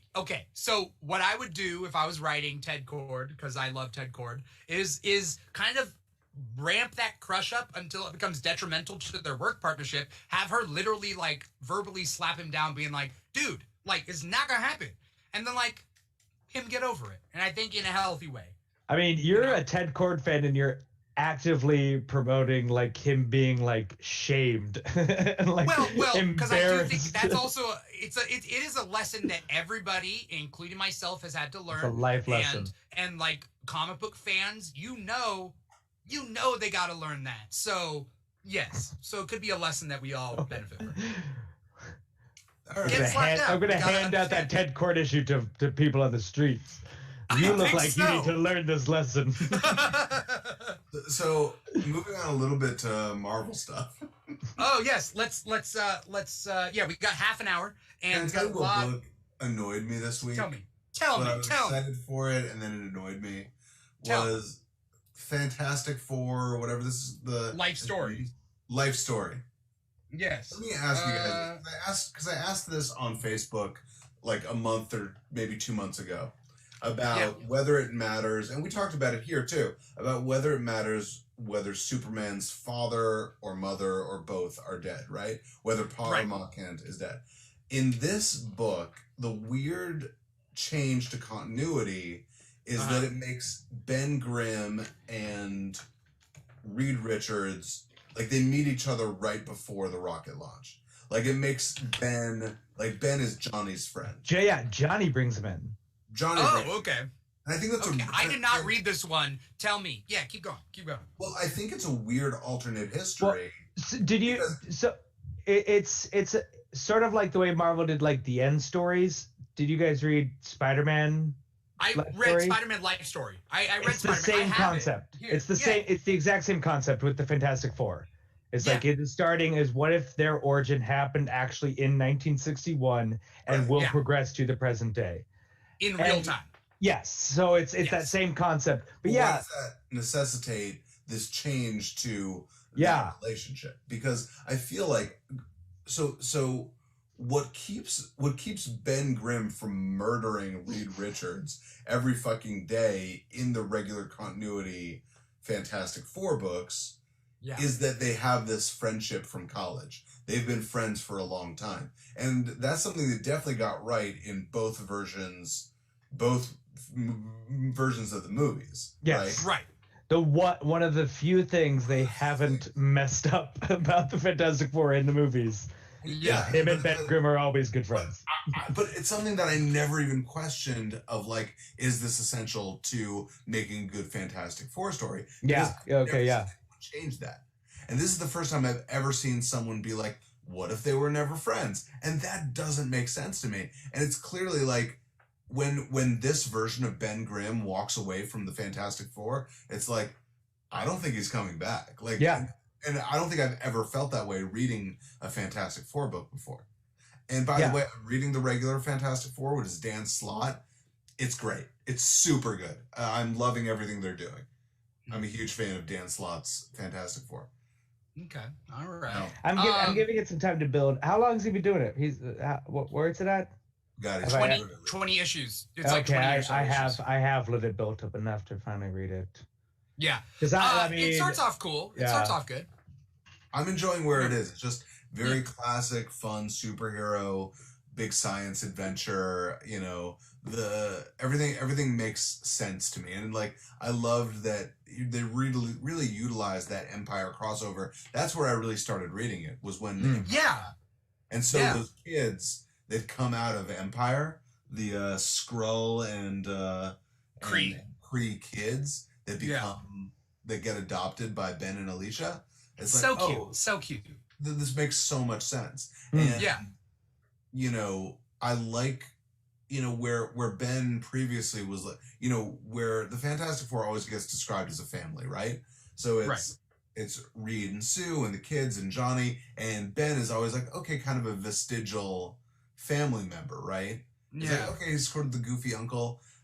Now it sort of gives him more of I feel like his reason is there again for him to be part of it. And this last issue where he went on kind of a cosmic road trip with Reed, where they were kind of the buddy thing. In the Fantastic Four? In the regular Fantastic Four. All right, I want to check it out because Slott, his Spidey run, I loved it, and how did it end? The Red Goblin. Oh, okay. How did it start? Carnage. Slott's run is weird because it's sort of, he was part of the committee. Like that was something I actually realized today. It's like, it's funny that they're dealing with the fallout of one more day because it's still on the same schedule that it's been, where it's like Spider-Man's out like 3 times a month. Like it's damn near weekly. But Slott was part of the original like committee. It was like Mark Waid, Slott, someone else. Straczynski?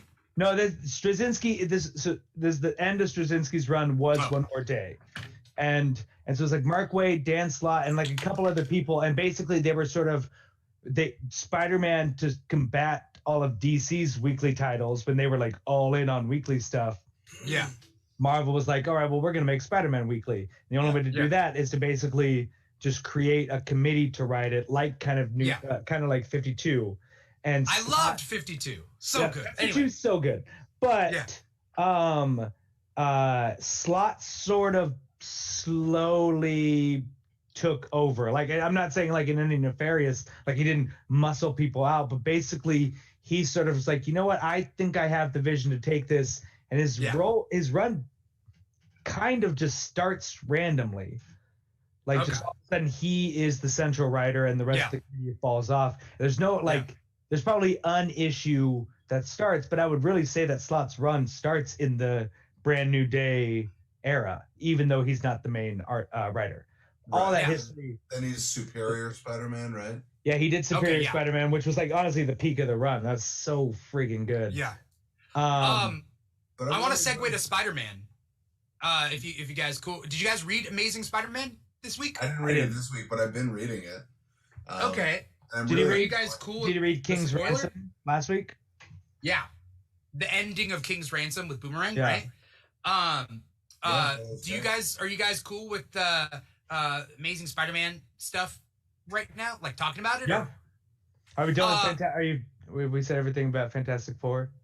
Gil? For the sake of time, we have to, unless you have any closing. If you have any closing thoughts about. No, but I think my biggest concern reading Fantastic Four a lot now, because I've never been a huge Fantastic Four person is like in the lead up to it becoming a movie. And I don't know how they're going to do it necessarily. Like what place that group has in the MCU, like what place they're going to take. You know, because unlike Guardians, like Guardians very clearly there's a main character, right? Yeah. Who's going to be the main character of Fantastic Four? Any one of them could be. Yeah. Yeah. Well, it is, you were talking, like, I really do think it is, the center of it is Reed and Sue. And then sort of like this, like Johnny's here, Ben's here. Johnny's more connected, but he's family, but he's also more of a dipshit and less of like an upstanding, like, part of the family, the way Ben is like totally like connected and like further has to put his trust in Reed and in this family because turning into the Thing basically cuts off everything. Yeah. But yeah, no, like it's yeah, I don't know how they're gonna do it. It's gonna be really interesting to see how they finally bring Fantastic Four into MCU because you're right, like there's no central character. I don't like it almost I have an idea.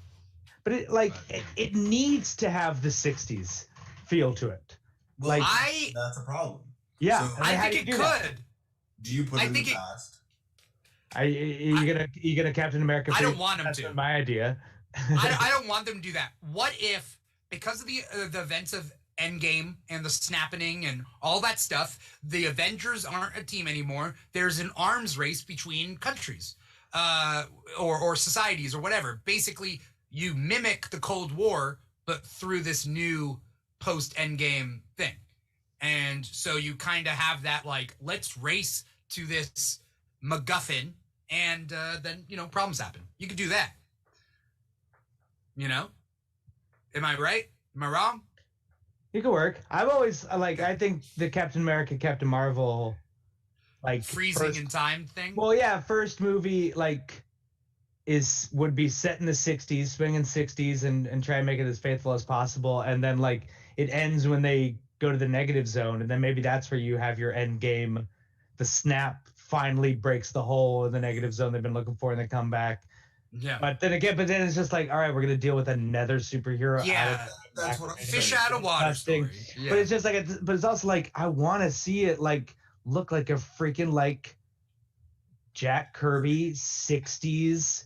Man from Uncle, flying cars kind of thing. Like I want to see like a James Bond 60s Batman feel, but at the same time, the only way to do it is to actually set it in the past, and then you have to freeze them and get them out of the picture, and they come back to the present. It's just like Marvel's already done that twice, and yeah.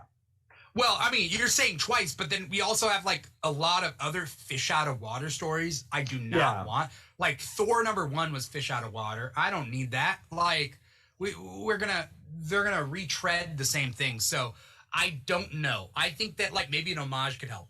Let's move on to some more comics. Answer your question. Amazing Spider-Man was awesome. This new one? Yeah, 66. Yeah. I think, but there's a twist at the end. There's a twist. You want you want to know the twist, Gil? I'm gonna read it. I'm sorry. I'm sorry to knock this one down. I like the twist at the end of last issue. I'm excited with everything, with all the places that Kingpin is around the Marvel Universe right now. Yeah. I wonder if we're leading to a Kingpin thing. There has to be something going on. Yeah. Yeah. Because you know, I feel like him becoming mayor. Like right now, it feels like it's just the status quo and nothing's changing. But I kind of want to see it blow up in a Lex Luthor-y kind of way. Because if it's just the status quo for now, then it's almost like, why did you do it? It's just putting him in someplace other than being a criminal, you know? Yeah. Yeah. But at the same time, like, it's because it's not... It's when they did Norman Osborn as head of Hammer, like, that was just like, as soon as that happened, hit the clock. Like, this is obviously not going to last. Whereas, I mean, obviously, mayor of New York is a powerful position, but it's not end all be all. And so it's just like, I wouldn't mind a slow simmer, but at the same time, it's just like, this is obviously has the potential to be a full event. like Yeah. the fall of Fisk or something like that, like to really like New York becomes a war zone or whatever. Like, I mean, Yeah. you kind of get like little hints and teases, but like, it's one of those things of like, I'm not minding that we're not getting to that downfall, but at the same time, yeah, you're right. It's definitely like we're building towards something, and he's got a lot of hands and pies because he's a big guy. And I generally like that Spider-Man is doing the same thing we've been talking about with Nightwing. I mean, doing it in sort of a more convoluted way, but it is doing that remix thing of like, let's bring in Norman and Harry and all of these elements that you know from Spider-Man for the last 50 years, and let's put it all into the soup again and remix it and like relitigate some things and clean up some things and clean up some Yeah. I mean, like, I was talking shit about him before, but Howard Mackey's run even gets a reference with Robbie Robertson being his roommate again. Like that, the first time that happened was in Heroes Reborn or Heroes Return, like with everything debuted in like 2000. So it's just like he's doing the same thing of just like even the small stuff is getting paid off, but he's also like he's paying off the stuff that Slot built up with Boomerang rising up well, I mean, Nick Spencer was the one writing the Superior Foes of Spider-Man, but like that's all finally coming to a head on top of all the One More Day stuff finally coming to a head on top of like really centering around these characters. Like I love Robbie and Tombstone. That's a real deep cut of I like that. there. Yeah. And like there's a not to spoiler, not spoil. They do basically 66 serves as the epilogue of the arc. Like it's not striking out really any more story. It's more sort of like finishing up what was on the table most recently, and then we're gonna deal with the well, we can talk about this. Rose coming back. By the way, I'm calling it right now. Rose is going to betray Fisk, and Fisk is going to kill him for some reason. I'm calling it. He's dying by the Kingpin's hands. That's just. I don't know. I mean, but also Richard Fisk was the one who organized the first hit on Kingpin in Bendis's run. Who's Richard Fisk? Is that Rose's real name? That's Rose. Yeah, his son's name is Richard. A lot of dicks running around. But he's like Dick Fisk. He was the one. Bendis's run in Marvel Knights opens within the first couple of issues with this guy coming in. He's the guy who reveals who outs Daredevil. He's like this new gangster guy. He's swinging his dick around, and he's like, you know what? I'm gonna be the boss. Dick and Fisk. He's walking around, and Dick and Fisk. And he basically, this is when at the time Richard Fisk was like. He was at his low point. And it was just like the characterization was like he's a sniveling little like Eric Trump kind of figure, and like and basically just like kind of got this guy pulled him in and just like I'll organize a hit, and they basically Julius Caesar Kingpin. And for a long time, for like a couple of years, like 20 some odd issues, you think Kingpin's straight up dead. You think he got murdered. And then you find out, no, he survived and he's been in a coma and he got out of it. He's been on bed rest for years. And so like, I'm thinking this is going to end with Kingpin being taken down. I think Rose is going to flip the script. I think he's going to be the one to pull the trigger. I think he's going to be like, I don't think he's ever going to forget you killed mom. And mom killed, and you forced mom to kill me. Like, I think this is the worst thing Kingpin could have done, because I think he's bringing about his own demise. Yeah. Or his own downfall in some way. Yeah. I want to move on because we only have so much time, and there's a couple of more things that I do want to touch on. We all read Way of X. Did we all read that? Okay, cool. So let me find that last page, man. I didn't think I would final care page. Yeah, I didn't think I would care that much, but you know, when you haven't seen a bad guy for a long time, and you know that like that bad guy's name Yeah. means the end of all things, Yeah. means the end of the universe. I have the page. I can bring it up. We could talk about the issue, and then I can bring it up. But yeah, okay. Yeah, look, I mean, Did you like the issue, or was it just the last page for you, Gil? for me, it was mostly the last page. I liked the first issue better. Okay. Because the mystery was more front and center, and I like Nightcrawler being in the mode of like kind of a detective, kind of like the guy ringing the alarm. I like him in that mode, and this felt like he was being manipulated by Legion. It's gonna be interesting to see what that partnership is. I was kind of hoping that Legion in the new body meant that this was a new start for the character and he wouldn't have the same mental issues, but they really sort of leaned it towards like, oh, it's just a matter of time before all those mental issues crop up again because it's inherent to who he is and his body and whatever. So, okay, that's fine.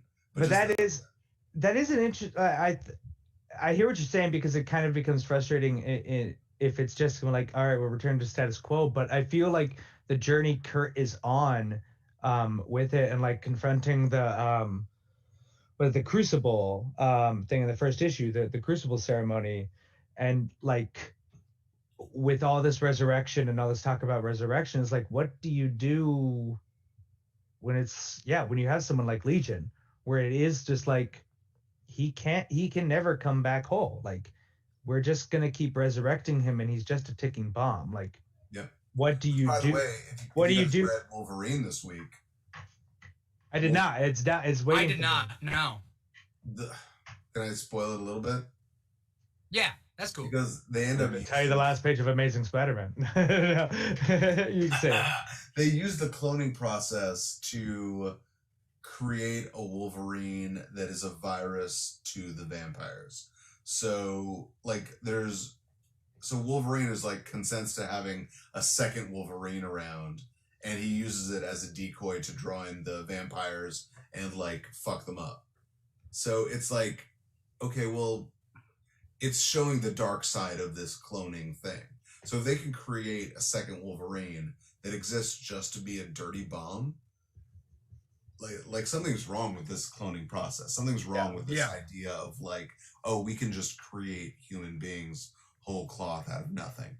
And I think clearly Way of X is going to be reckoning with all of the morality and ethics of all of that. Yeah. Okay. I love that scene in the first issue where is it Pixie they're teasing? I was just like, you haven't died yet. You haven't died. Like, yeah. Like, it's just like, yeah, like you see like what happens when like once you get a generation or two removed from these ideas, like how they become corrupted, for lack of a better word. But like they when you're not from the source and you're the inheritor of it, you tend to not wield it the same power with the same restraint and the same respect. Yeah. I have the image of the final page. Of Way of X? Right here. Of Way of X. Wolverine being everybody. Spoilies. Yeah, here's a little bit of a spoiler. Yeah, sorry, I didn't read Wolverine, so I have no, like, I have to figure out where I am on that. But here we go. Onslaught is coming back, at least as far as we know. We have Heroes Reborn and Onslaught, but separate. The 90s are back in Pog. It's back, baby. Yeah, like again, but that's the same question we're talking about with Legion. Like, Charles Xavier's a ticking time bomb too, because we know about Onslaught. Like, these people, like, at what point do you have a society that is honoring the people that you're fighting for, but at the same time honors the people you're fighting for? Like, these people are going to potentially ruin the life that's been built, but at the same time, they are the ones who are building it. And it's like, what do you do with like Charles Xavier? Onslaught comes with him. David Haller, he can't seem to be spared of his mental imbalance. Yeah. Like, these people who could further their cause might also be their destruction. And without any sort of consequences, which seem to be the mutants seem to be losing without the fear of death, and shaving off the superstitions of religion and everything. Like they don't seem to realize how dangerous of a mental state they're setting themselves up for. Right. Well, yeah. But Proteus is all good now, which is interesting. He's on the 5. Proteus is one of the 5. Okay. And so like Proteus has always been a problem, right? Pre this whole thing. Mm-hmm. Like he would just pop up and be like, I burn out my bodies, right? Like that was his whole thing. So I figure like if he can be fixed, Legion can be fixed, right? You know? But then So, is he still Legion? I don't know. And I mean, we shall see. Oh, and by the way, so I feel like this is a thread that has been dropped, but maybe Jason Aaron is just kind of like letting it simmer. But 2 books that have been dealing with Dracula and vampires has been Wolverine, has been hunting a lot of vampires, and in Avengers, we saw that Dracula set up essentially a vampire version of Krakoa in Chernobyl. Right? Yeah. Like that's sort of the thing that's going on. And I haven't seen the 2 ideas cross over yet, even though they're both fighting Dracula. They're both fighting the vampires. Well, that seems to be Marvel's who is Dick Grayson dating? Well, that's what I'm saying. That's what I'm saying. Is like it's either nothing or it's something. And I feel like if there's anyone who and I mean threads, it's Jason Aaron, you know.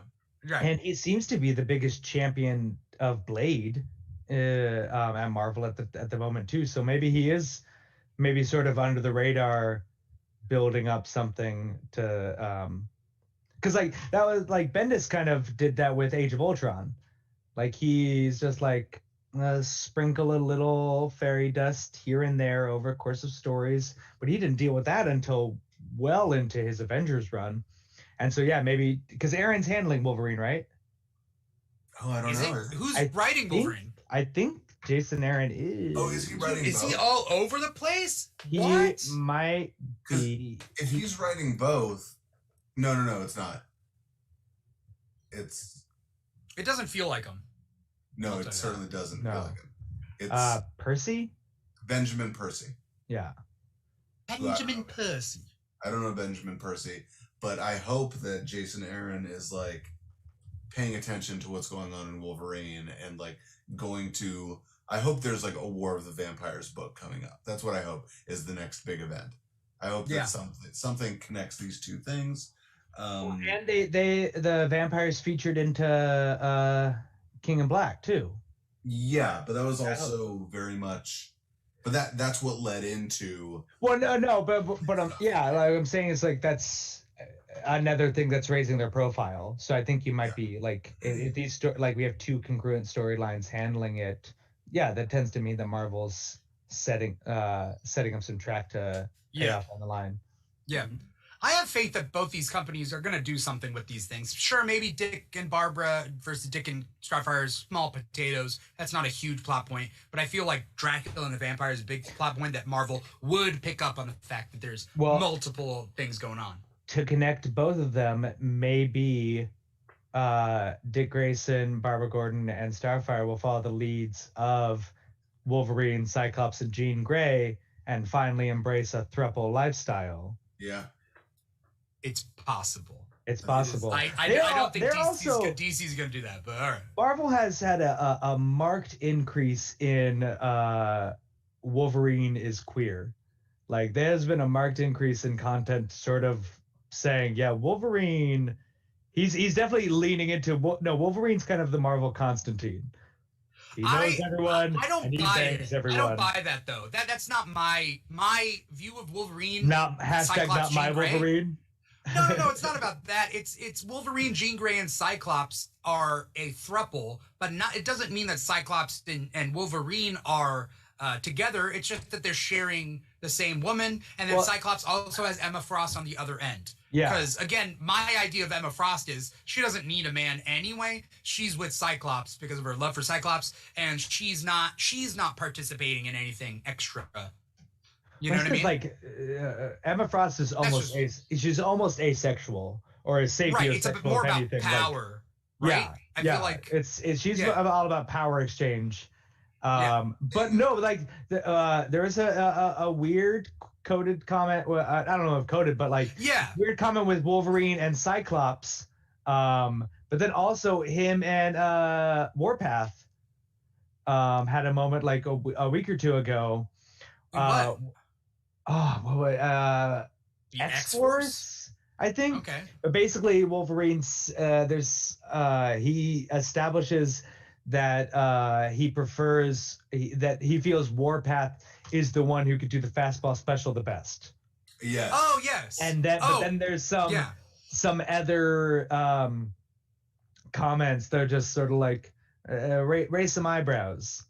I was just like, what I've noticed with Wolverine is a lightening up of the character over in both Runaways and Power Pack. He appeared in both of those books as sort of like a fun mentor character. Even also was in Fantastic Four, but he's dealing with a lot more kids recently. I don't think that's leading to anything. It just but I mean, he's always like his first miniseries. He has Yukiko. His whole thing with Jubilee. Like Wolverine weirdly has he's the close, like him and Captain America are the only two people who've really ever had teen sidekicks in Marvel. Like Wolverine he's got a bench. I think it's because Wolverine knows what it's like to be lost, and he knows what it's like not to have a mentor. And like he was on his own, right? For a lot of like in Origins, like when he pops his claws, he's on his own, right? And so like he's been on his own for a long time. And so like he's also been on toxic teams, whether it's like Alpha Flight for a little bit or whether it's on Weapon X. Like he's been on toxic teams. He doesn't want toxic teams. He wants proper mentorship of himself, but then he wants to be a mentor, a proper mentor. I think he's also saying he's a good guy. He's a good guy, man. He's also saying to himself, hey, it's 2021. People are living more open and free. Yeah. I'm nearly 200 years old. I've seen stuff. I'm gonna own up to it. I think we're seeing a more sexually fluid Wolverine, and I'm in for it. Yeah. I'm fine with it. By the way, I'm fine with it. I have no problem with it. Wow. No. It's the way I'm viewing their relationships. It's the way, because I don't want to believe that everybody on Krakoa is just fucking everybody on Krakoa. I'd like to think that they're. I mean, I think they're open to it. One of the 3 rules of Krakoa is make more mutants. Right. I mean, granted, I don't know how Wolverine and Cyclops are making more. I think that there's a relationship structure still in place for certain couples. That's the way I'd like to. And then other couples are out there doing their own like single thing.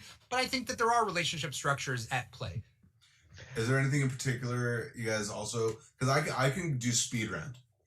Because I can go through like. Or 5 past. Yeah. Let's do a speed run and then we'll do plugs and we'll call it a night. Really quick. Oh, okay. I don't have that. I actually only have certain pictures left anyway. I don't have that much space. Good. Yeah. Right. Runaways, just okay. I like it because I think it's bringing up a lot of questions. Again, what do I like, Gil? What do I like? I like teams and I like relationships. Runaways doing that. Teams. Yeah. Also, dang, Gertie looking good. I'm just saying that. Yeah. She grew up well. Star Trek Year 5. Good. I did have that for you, yeah. Star Trek Year 5, good. We're going back to the times of Surak. We're seeing the origins of logic on Vulcan. I'm into it. Daredevil. I'm starting to get annoyed of this back and forth Matt in prison, out of prison thing. I'm loving seeing Elektra as Daredevil. Do not care about this twin brother fucking thing. Do not care about Daredevil in prison anymore. Like, if you want to make the book just Elektra as Daredevil, I'll be here for it. I don't need everything else is just kind of annoying to me right now. Yeah. Okay. Justice League, pretty good. I liked it. I do like it. Yeah. I'm also digging the Justice League character Dark. moments too, especially Yeah. between Yeah. everything with Green Arrow and Black Canary. Yeah. Yeah. And Kendra also, like, you know, it's one of these maxims that I have all the time, is that Brad Meltzer is pound for pound one of the best character writers in comics. Like, just really makes characters feel like they've known each other forever. I think Bendis really has that too. Yeah. Yeah. I found, because I was like, since they're in the thick of the story, I finally read Naomi, and that was awesome. Oh, okay. Yeah, I haven't read her series yet. Yeah, 6 issues. It's available as a trade. Really wonderful art. Yeah, Is really. it worth buying? Is the trade worth buying? If I'm just gonna read the 6 issues anyway, should I just buy the trade and then read it? If you're a Bendis head, it's definitely something to own. Okay. I think it's a good solid slice of 6 issues of Bendis, and again, fantastic artwork.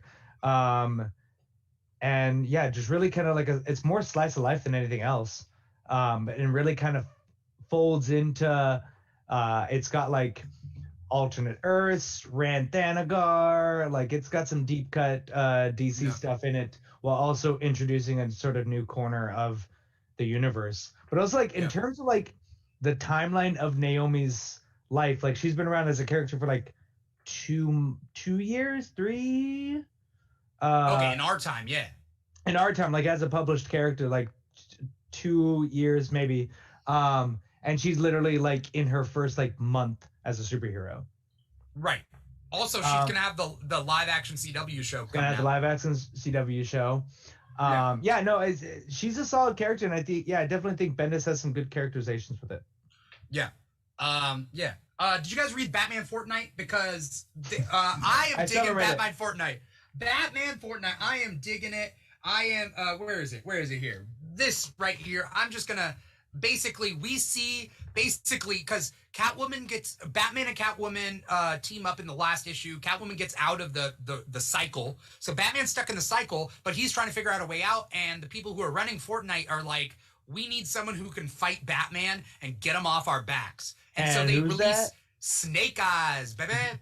And so That's release corporate Snake synergy. Eyes. The same week the trailer comes out. Yeah, they release Snake Eyes to fight Batman, and they do fight. And I got an image that I wanted to show here. They do fight, but then they realize they got a mutual martial arts respect, and then they make a deal and they speak sign language to each other because nobody in Fortnite can talk dialogue. So they speak sign language. And are they spending 2 entire pages with their arms interlocked? No, they interlocked once because Snake Eyes is about to fall off the mountain and Batman saves him, and then they speak the sign language, and then they make a deal. So basically, Snake Eyes sacrifices himself so that Batman wins the match and then comes out of the loop. Problem is, Batman comes out of the loop with Deathstroke holding a gun to Catwoman's head, and that's how the issue ends. And honestly, I get it. We're all old fogies. We want to hate on Fortnite. I get it. I played Fortnite. There's no reason this should be as good as it is. And that's what I've been saying for the past, this is the 3rd issue. For all 3 issues, there's no reason why this comic needs to be that good, but it is. I just want to say, my problem's not with Fortnite. It's just like, I've been reading comics for over 20 years, and I've been burned by a lot of tie-in comics. That's my problem. It's not Fortnite. It's tie-in promotional comics. Those have such a spotty record historically. Yeah. I just see that, like, if it's not going to affect the continuity in the main book, like I feel that you feel like it's good and it's better than it should be. If it's not going to affect the main book, I just don't know why I'm going to spend my time on it. That's fair. I would recommend getting it in trade because at a certain point, I think there might be a lasting consequence to it. No, you need to buy this in single issues because you get a promo code. You Fortnite, do for Fortnite, but Gil's not playing Fortnite. It's one of those, like, you're sitting down, you see it, you pick it up. Like, it's like. I was behind on my books and caught up today, and literally, like, I had nothing at work, and so I just sat, and it was just like, it was almost a full day's work to get caught up on what I had like let lax for like a couple weeks to be able to talk on this show. And it's just like, I don't want to add 6 issues of a comic that's just fun and has no impact, or like if the art doesn't grab me, or if the writing's not terribly compelling, I'll get to that maybe. We gotta call it a night though. We I don't know what else there was to do, but we did a speed round a little bit. Thank you guys. Do you guys have closing thoughts? I was gonna say Kentaro Miura died, or Miura. We talk a lot about Western comics, and he did Berserk, this amazing manga that's turned into one of the most disturbing animes I've seen. At least in sequences. It's a messed up story, but it's like, but he's such an amazing artist. But he died 54, like really young. But yeah, he was one of the big figures in manga, and so his loss, he's a big loss. Yeah, rest in peace. As we close up this episode, thank you to the audience out there who's been watching this the whole time. Thank you to Gil, obviously. Thank you to Trevor. Throw my link in the chat again. Gil, you want to do? Let's do closing plugs. What do you got, Gil? Yeah, of course. So this Saturday night, a show that I'm producing. We're starting a new show with Alonzo Bowden, who you know from Last Comic Standing, and Wait, Don't Tell Me. It's going to be a monthly show where he brings comics on to do stand-up, and then they sit down with him for an interview. This first episode has a crazy, insane lineup, including Jackie Cation, Blaine Capatch, Mal Hall, Liz Mealy. It's the Justice League of comedians, and you have to go to nowheretime.com, get those tickets, grab those tickets. You're not going to want to miss this show. It's really special. All right. Trevor, you got anything coming up? Get tickets to Gil's show, and I'm gonna plug Dark on Netflix. It's this crazy German sci-fi show.